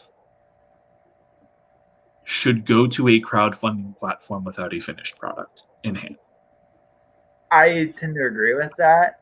Because it's not just a single creator. If it was just Sean Gordon Murphy took Plot Holes to Indiegogo, right? Plot Holes wasn't finished when he got it up there. He had a good chunk of it, but he's doing the art himself. He's doing everything by himself. He's financing this by himself. Okay, that's still one person. Boom has people that handle their marketing for them. There are different divisions of Boom Studios. They have resources that just flat out beat anything that any one of us can do on our own, because they are a company. They are a corporate entity. There is no reason why, as a company, with all the resources they have, that they should not go to a crowdfunding platform without a completed product ready within a month after completing their campaign. It should be you fulfill the campaign. It should be, oh, you've pre-ordered this, and then within the month of of us closing the campaign, it's going to fulfillment. That's not the case. People are going to be waiting for at least a year before Berserker comes out to print. If ever. If ever. And that to me is unacceptable. I think, but see, and that's that if they don't fulfill on their new timeline, if they have to push it back again, that hurts us on the indie side. Actually, it doesn't hurt you. It actually strengthens you.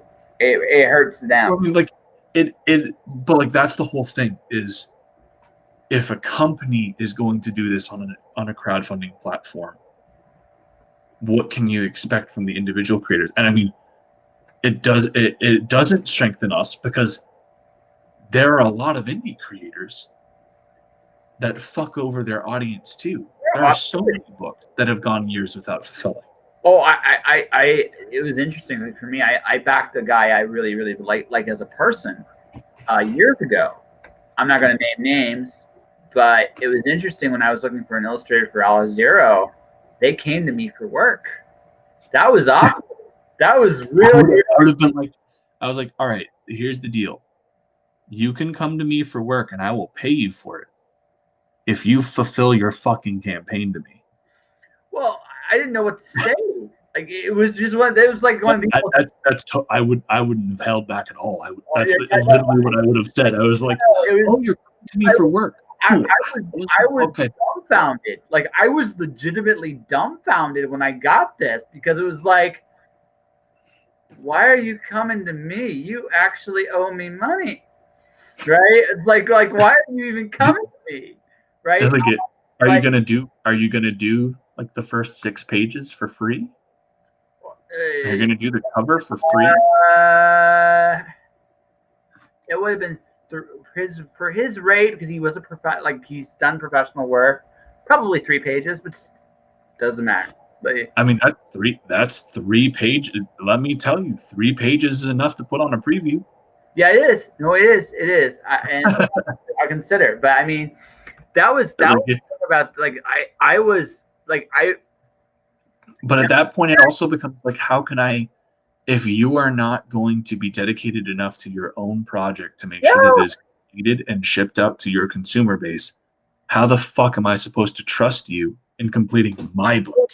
That was why it blew me away so much, because it was like, I know what you are going to do because I've seen firsthand. It boggled the mind. It's like, I don't even know how to touch this. Like it wasn't even like that. Like, how do I respond? It's like, what do I respond to first? Right? It's one of those things where it was like, wow. And oh God, you need to not. So it was like, that was like, it was so weird. Like, no, the thing is, and I know it's like, this is why I haven't started a crowdfunding yet. And I know that when I do, it's going to be when books are finished. Like when I might do, because it's my first illustrated book, I might make Lights Out kind of like my first Kickstarter. That's actually something I've considered, right? Even though it's not going to be like, again, I'm looking where I'm at in my illustration. I can't believe I'm actually saying it like this, an illustration career. I'm not what I would consider a full-blown professional, but it's also as a milestone, as a first-time thing, it's a cool idea, and I can definitely have some fun with it, and I can definitely do the cover. I got ideas. So, but I know it's like, it's very important. It's very important as a creative, to keep your word. It's super important. It's incredibly important. You need to, like, I'm doing my second book, right? Yeah. I will have gotten my second book out to customers before people that have been in this industry for years will get out their first book to their consumer base. I know people that have not fulfilled their first campaigns yet that they did a year ago. Now, some of them have had good reason. As I said, we just talked about Buddy Lord, Sins of the Fae. He was on track for his production timeline, and then his artist fucked him. And he kept his people in touch about it. He let them know what was going on. Delays are forgivable. Like delays in generally on Kickstarter are forgivable. It's about communicating with your consumer base and letting them know. But like at the end of the day, assuming I get my print file at the end of my print file finalized at the end of the week, because it's going through proofing right now, that print file is being shipped right over to our printer, and then within 5 to 7 business days, I will be having the books here, and I will be signing them, and I will be sorting them. Now there will be that I have to send 50 of the Dragon Guard cover over to Kevin Sharp for him to sign. And I've got to send the hardcover books over to Scott Rosenwood to sign because that was a stretch goal at 5K. All right. So likely we'll have all of the books out to people by mid-February, latest early March, which is a month behind schedule. I was hoping to have it. But it's forgivable. Especially in this time, that's very forgivable. At the end of the day, I'm starting off 2021 by fulfilling my fucking second book, and we're launching our campaign for our third book that's of a different IP in March. Like, dude, it's something I talked about with Kurt is discipline's a very big part of what we do. I mean, honestly, it's the day in day out discipline. I'm doing a podcast every day now. Not quite every day, but I'm doing something with my podcast virtually every day now. Doing something with writing virtually every day now. I'm drawing. I'm not quite drawing every day now, but I'm still working. Like as you saw, porn stash. Even if you're not like doing full out drawings every day, if you're just doing like doodles to practice basic fundamentals and doing like one of my favorite exercises is always just drawing a lamp. It's fun. It's basic. It's really easy. Can you repeat that? I missed drawing a what? A lamp. Okay. Right, like drawing like a standard desk lamp. It's something that it's a fun, easy exercise. It's mindless, and you can do it really quickly and see how accurate you can make the lamp. Give yourself a time limit, and it's fun. It's an easy thing to do. But like what I was ultimately going to get to is everything start to finish is about discipline. Like it's amazing how simple it is. I have like 8 rules, and the first one is show up. It's amazing how many people don't. But it does make it easier in one sense because they're filtering themselves out for you. I mean, you'll succeed because as time goes on, people are going to see the quality of work you put out there. The fact that you deliver on a regular basis. The fact that, I'm sure there's going to be a product somewhere down the road where the shit is going to happen and delays are going to come. Like big delays. But because you have already established yourself that you deliver your projects when you say you're going to deliver them, right? You're going to put yourself in a position no matter what that you're going to have a fan base that goes with you the whole time. And the more you do, the more you share what you're doing, the more people are going to give you a shot. I looking at talking about what Boom's doing and not doing, their big advantage is their name value. But they tarnish their own reputation enough, that won't matter anymore either. I mean, I look at some other companies. There are a lot of companies that go on Kickstarter and do stuff. And some are great, but some are terrible. Like some are absolutely terrible. Well, and like that's the whole thing though, is that at the end of the day, yes, it will affect their legitimacy personally, but that also affects all of us. Every single time that anybody goes on to one of these crowdfunding campaigns companies and takes people's money and doesn't deliver on a product, it reflects badly on all of us, because that means, oh, I can't trust people on this platform. And it's especially bad when one of those companies does it, because it's like, if a company does this, what set the precedent that made them think that they could get away with it? And that's what I'm worried about. Yeah. Boom needs to make sure that they fulfill these promises. And that's why, again, it goes back to the whole point that I had initially with it, where there is no excuse why a company to the level of Boom Studio should have come to Kickstarter with anything less than an already completed book. Or, at the very least, having all of the interior art done, and all that needed to be done was lettering. Or having all the line work done, and all the only thing needed to be done is color work and letters. So long as it was at a point where you could ensure completion within 2 months of finishing your campaign and getting that out to consumers, that is what should have happened.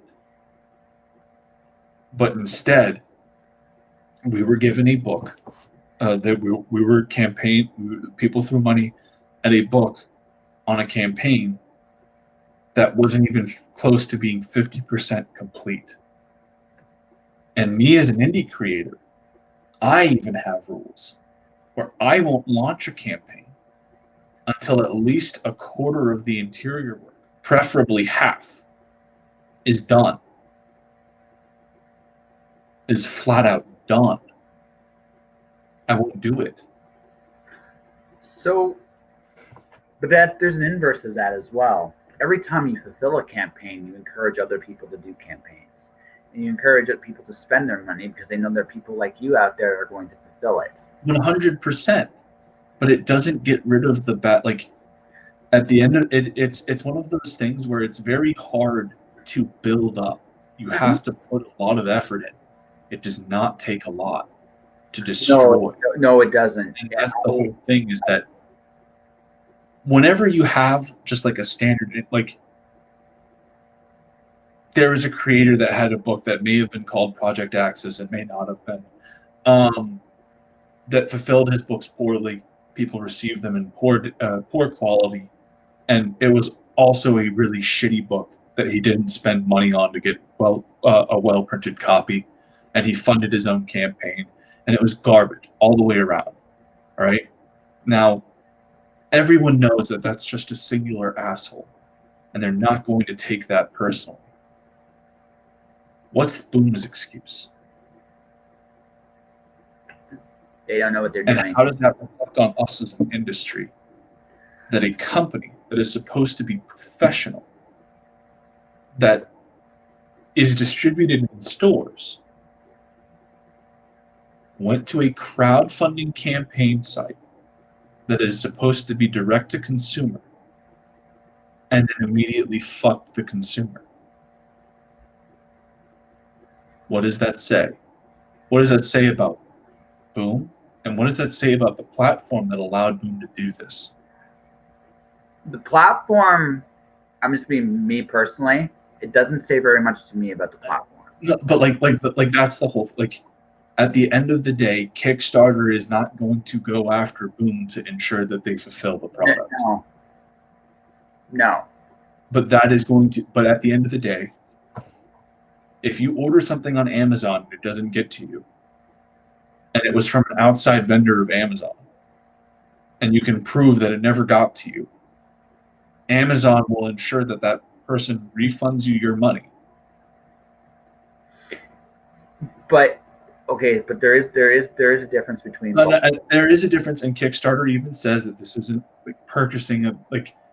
But the fact of the matter is that the reason why comic books have been successful at crowdfunding is the element of direct to consumer, and the big thing that has been pushing this movement has been being consistent with your consumer base and communicating with them well and doing what you can to make sure that they are happy.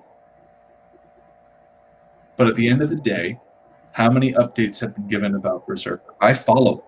I was a backer. You want to know how many updates I've gotten since they finished? 2. Maybe, if that. And they finished their campaign in November. Yeah. So Amazon is like functionally is very different. I feel like what a platform like Kickstarter or Indiegogo or any crowdfunding platform does is there's always a risk. Like I know when I commit to a project, this is what that like something like Boom has taught me is I will commit if I've never done a project with a person before.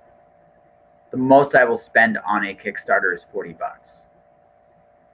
Because in the event it doesn't go well, I'm not going to cry about $40. I don't care how poor I am. I'm not going to cry about $40. You should throw $40 at Elysian Fields Deluxe Edition. Yeah. We could use that $40. Yeah. But this well, and you know that I'll actually fucking deliver. Yeah, no, and we can talk about that off here. But what I'm just pissing in the wind, man. No. But what I'm getting to is, right. I always have this in the back of my head that this is me, and maybe I'm just a very forgiving soul. I will give everybody one shot. Now, that's understandable. No, and I think that's good. I'm very similar. Yeah. If I see a project that I think it looks really cool and really promising, I will back it. But if they don't deliver, I'm not going to go back to them again. No, and nor do I. Like that's the thing. And you're right. So long as you like, the good thing is that most of these books, the base physical tier, because I don't like doing digital. It's nothing against digital. It's that I really like reading a fucking book. Yeah. No, I guess. So most physical tiers on crowdfunding website, these crowdfunding platforms range anywhere between $10 to $25. Okay, which means with shipping, you're looking at anywhere between $20 to $35. Yes. Okay. I can live with losing that. Yeah. I can. And then on top of that, since I'm an indie comic creator, I also fucking write it off on my taxes as a business expense because it's market research. So like, it's not a big deal. But it's still one of those things, man. It's no. I get why it bothers you. I really, really do. Well, but it's even worse because what was the base physical tier for Berserker? I don't know. Do you know? I know. I didn't. Almost $60. Yeah. I think. Let's double check. I'm going to double check because I don't want to put out bad information and make them look like bigger assholes than I'm saying. But like, I'm fairly certain that like to get the base collection, because like the whole point is that you were effectively paying for you can just look up Keanu Reeves because I can't remember the stupid spelling they had for this. There we go. So base tiers, pledge $50 or more was the base tier. Okay. That means that's why I didn't bother with them. That would be why right there. It's too much. That means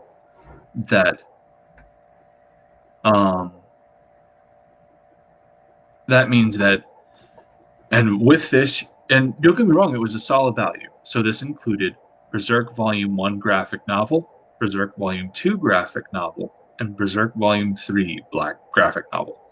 Okay, so you got 3 trade paperbacks all like effectively the entire storyline in trade paperbacks. That's 12 to 18 issues, depending on how dense the books are. Yep. Yeah. So like fine value, that's not the issue. The problem is, again, they had so we have 28 updates all in all. Okay. That's better than what I anticipated. No, but most of those updates were when the campaign was going. So they were very active with updates when the campaign was first going. Mm-hmm. And then we got one in November. Okay, that makes sense. They want that. And one in December. Okay, nothing. Okay. All right. So as I said, two updates since. So, okay. So this is what I've learned, and this is what little I do know. I've known this like in places like these, and I think this is a great way to wrap up the official conversation. Is on this point, and is there are people like Michael here who will take your money, appreciate it, deliver a product. There are people like Michael out there, Michael Oden, Kaylin Smith, Mark Park. We mentioned her earlier. There's a lot of people that put their work out and do great things, whether it's Indiegogo or Kickstarter. On the flip side, there are people who don't. So that's just the way it is. That is a risk you take when you come into this market. I always advise people that if you want to go $50, cool, that's your max. But go anywhere 50. I would say between 20 to 40 bucks should be your max when you invest in somebody the first time. Also, if you are coming onto your first campaign, set your first goals to be very modest anyway. Because if for whatever reason it gets to the point that you can't fulfill, there's a lot less of hurt feelings on a smaller campaign than the bigger one, right? The bigger the campaign, the more headache you're going to have. And for Michael personally, I do have one thing I've noticed this about you, and it's a good thing. You're one of the most passionate dudes I know. And that's a great thing in general. Flip side, right? In situations like this, what we're talking about here, there's only so much you can control. I know. Yeah. 100%. Yeah. And so like let's say that these guys didn't do what they were supposed to do. It doesn't matter, because at the end of the day, I'm still going to push my product as hard as I can, and people are going to get, every person that purchased a book from me is going to get their fucking book. Yeah, every person is going to get it. They're going to get it in a timely manner, and they're going to get it in a way that their product has been protected. Yeah. You know, like I'm using a different printer than I used on the last book, because the last book, that printer can't do pure bound. But I made sure, I talked to them today. I was like, hey, I know that it's probably going to cost me a little extra, but I would like if it's at all possible, for you guys to bag and board the books before you ship them as well. Because it's extra protection for the comics. It makes sure that there is no freaking thing that will prevent those books from getting to me and not being in pristine condition. Because that's what you guys paid for. You guys paid for top quality products that, aren't going to fall to shit on. Which leads to the last point, ladies and gentlemen. There are many creators like Michael. Michael has his own books. We're going to have him pimp them in just a second. I'm sure he'll try to convince me to actually donate to one of his campaigns one way or the other here, but when it's all said and done, all kidding aside here. But at the same token, there are a lot of creators, not just in comics, but in books and art, local people that do great work and that will deliver when called upon. And Michael's one of those people.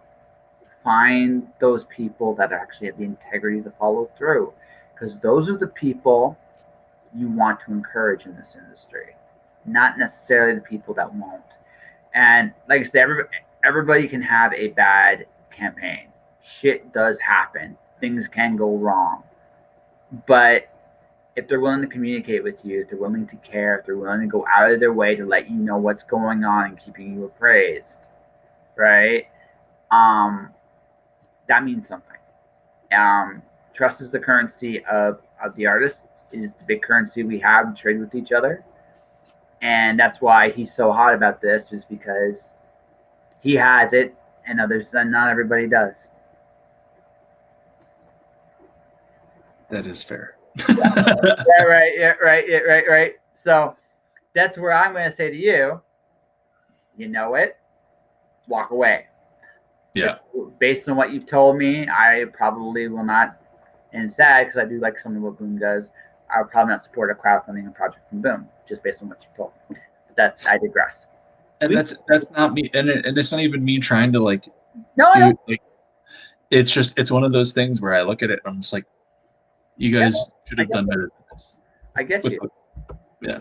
Well, my friend, we've been going at this for a bit. So before we wrap, let's wrap this up, shall we? Let's go out in style. So you have a campaign coming out in March, right? We do have a campaign coming out in March. Before I talk about that, I do want to remind people, Elysian Fields, we have our first ever Kickstarter, is live right now for the Deluxe Collector's Edition that collects the Zero Issue and Pyramid Gambit. The page count for this, and I can say this confidently because I just finished the basic print file, so that page count is not going to change. Anything that changes will be minor edits and lettering, what have you. Is over 100 pages. It is, in fact, let me verify right now. I'll pull up this special edition print file and scroll down to the bottom. It is 104 pages. That is on average. That is, folks, that is 4.5 books, if I'm not mistaken. Yeah. So what you get in that is you have 78 pages of story, and you have an extensive art gallery of all of our variant covers, pen-up art, you name it, character concepts, and so that is available. You also have the main covers of Pyramid Gambit. Those editions of the book are available on there as well. We have digital perk tiers for those of you guys that want to read the books but do not have the liquid right now. It has been a rough past year and a half, so I completely understand. We've got something for everybody, and then I'm also going to be adding some of our original art that we had on the Indiegogo and the statue tier to the campaign as well. I'm not sure, Josh, did you get to see the statue? No, yes, you showed me the statue. You did show me the statue, but you have people show it here. Oh. So for 800, you get this bad boy. Let's see. I might go dark for a second. Oh, wow. Okay. That's right, ladies and gentlemen. He showed me this a few months back, actually. So. Yeah, but you didn't get to see it in person. No, I didn't. No, I didn't. Well, I guess you're still technically only seeing it on the video, but I actively. Yeah, this is his bad boy. Do you sleep with it? But so yeah, for 800, you get this, a hardcover collector edition of the book, and a certificate of authenticity. And these things are not cheap. So, but they're very pretty. They look great. It's a quarter scale, so it's around 12 inches. Yeah. So make sure you get on that. And then we can talk about the Embrace, which is coming in March. Yeah. So let's see. Sorry, I completely blanked out. So anyways, Embrace, the basic thing with this is if you like dark superhero stories like The Crow or Kirkman and McFarlane's Haunt, those are the two big inspirations for this book. The Embrace is a story about loss, about justice, and about the dynamic between father and his son. It's going to be the breakout superhero book of 2021. I have a fantastic team that we've brought together for this.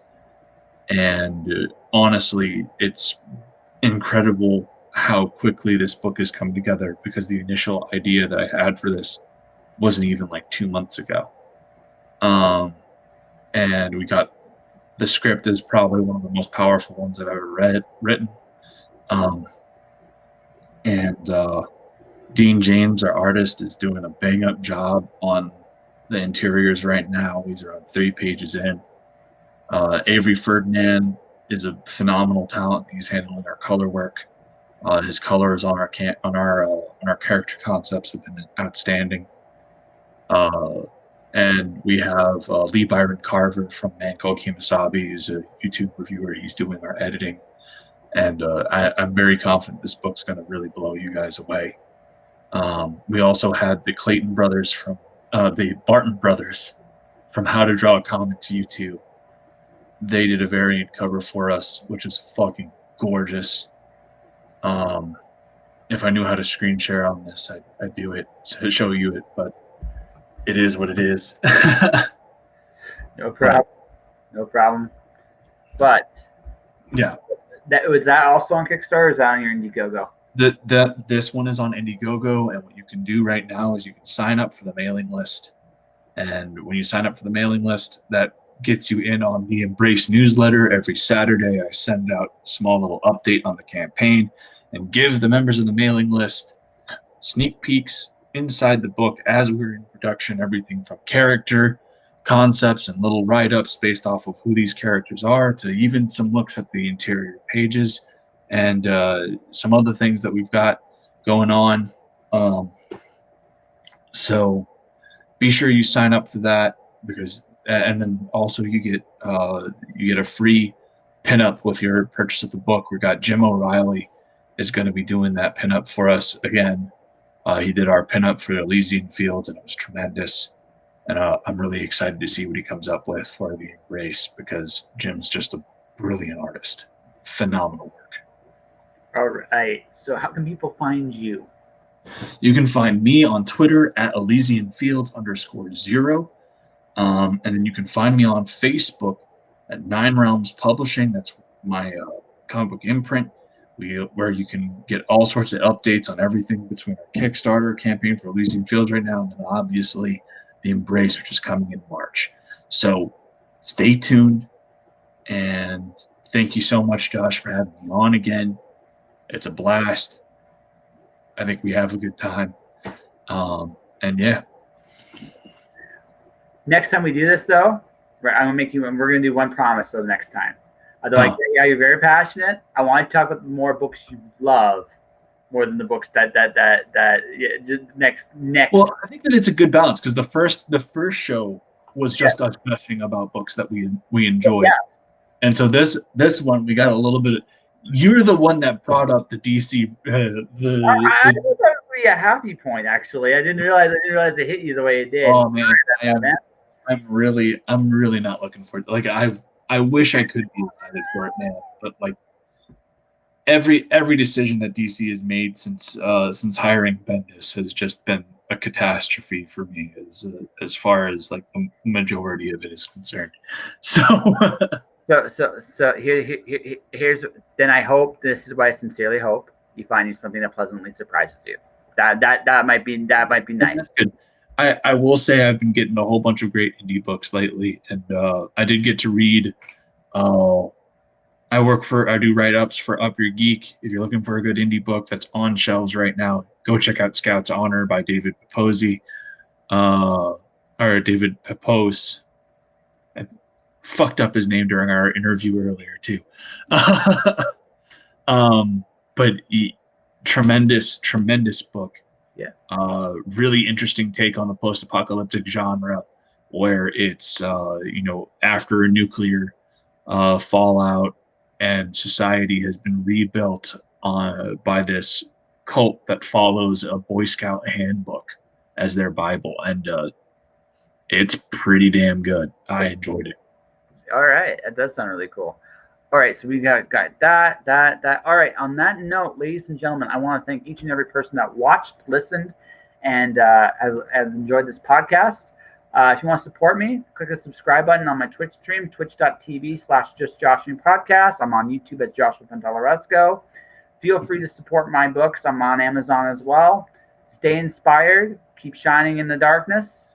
And I'll see you guys tomorrow night with Kevin Weir.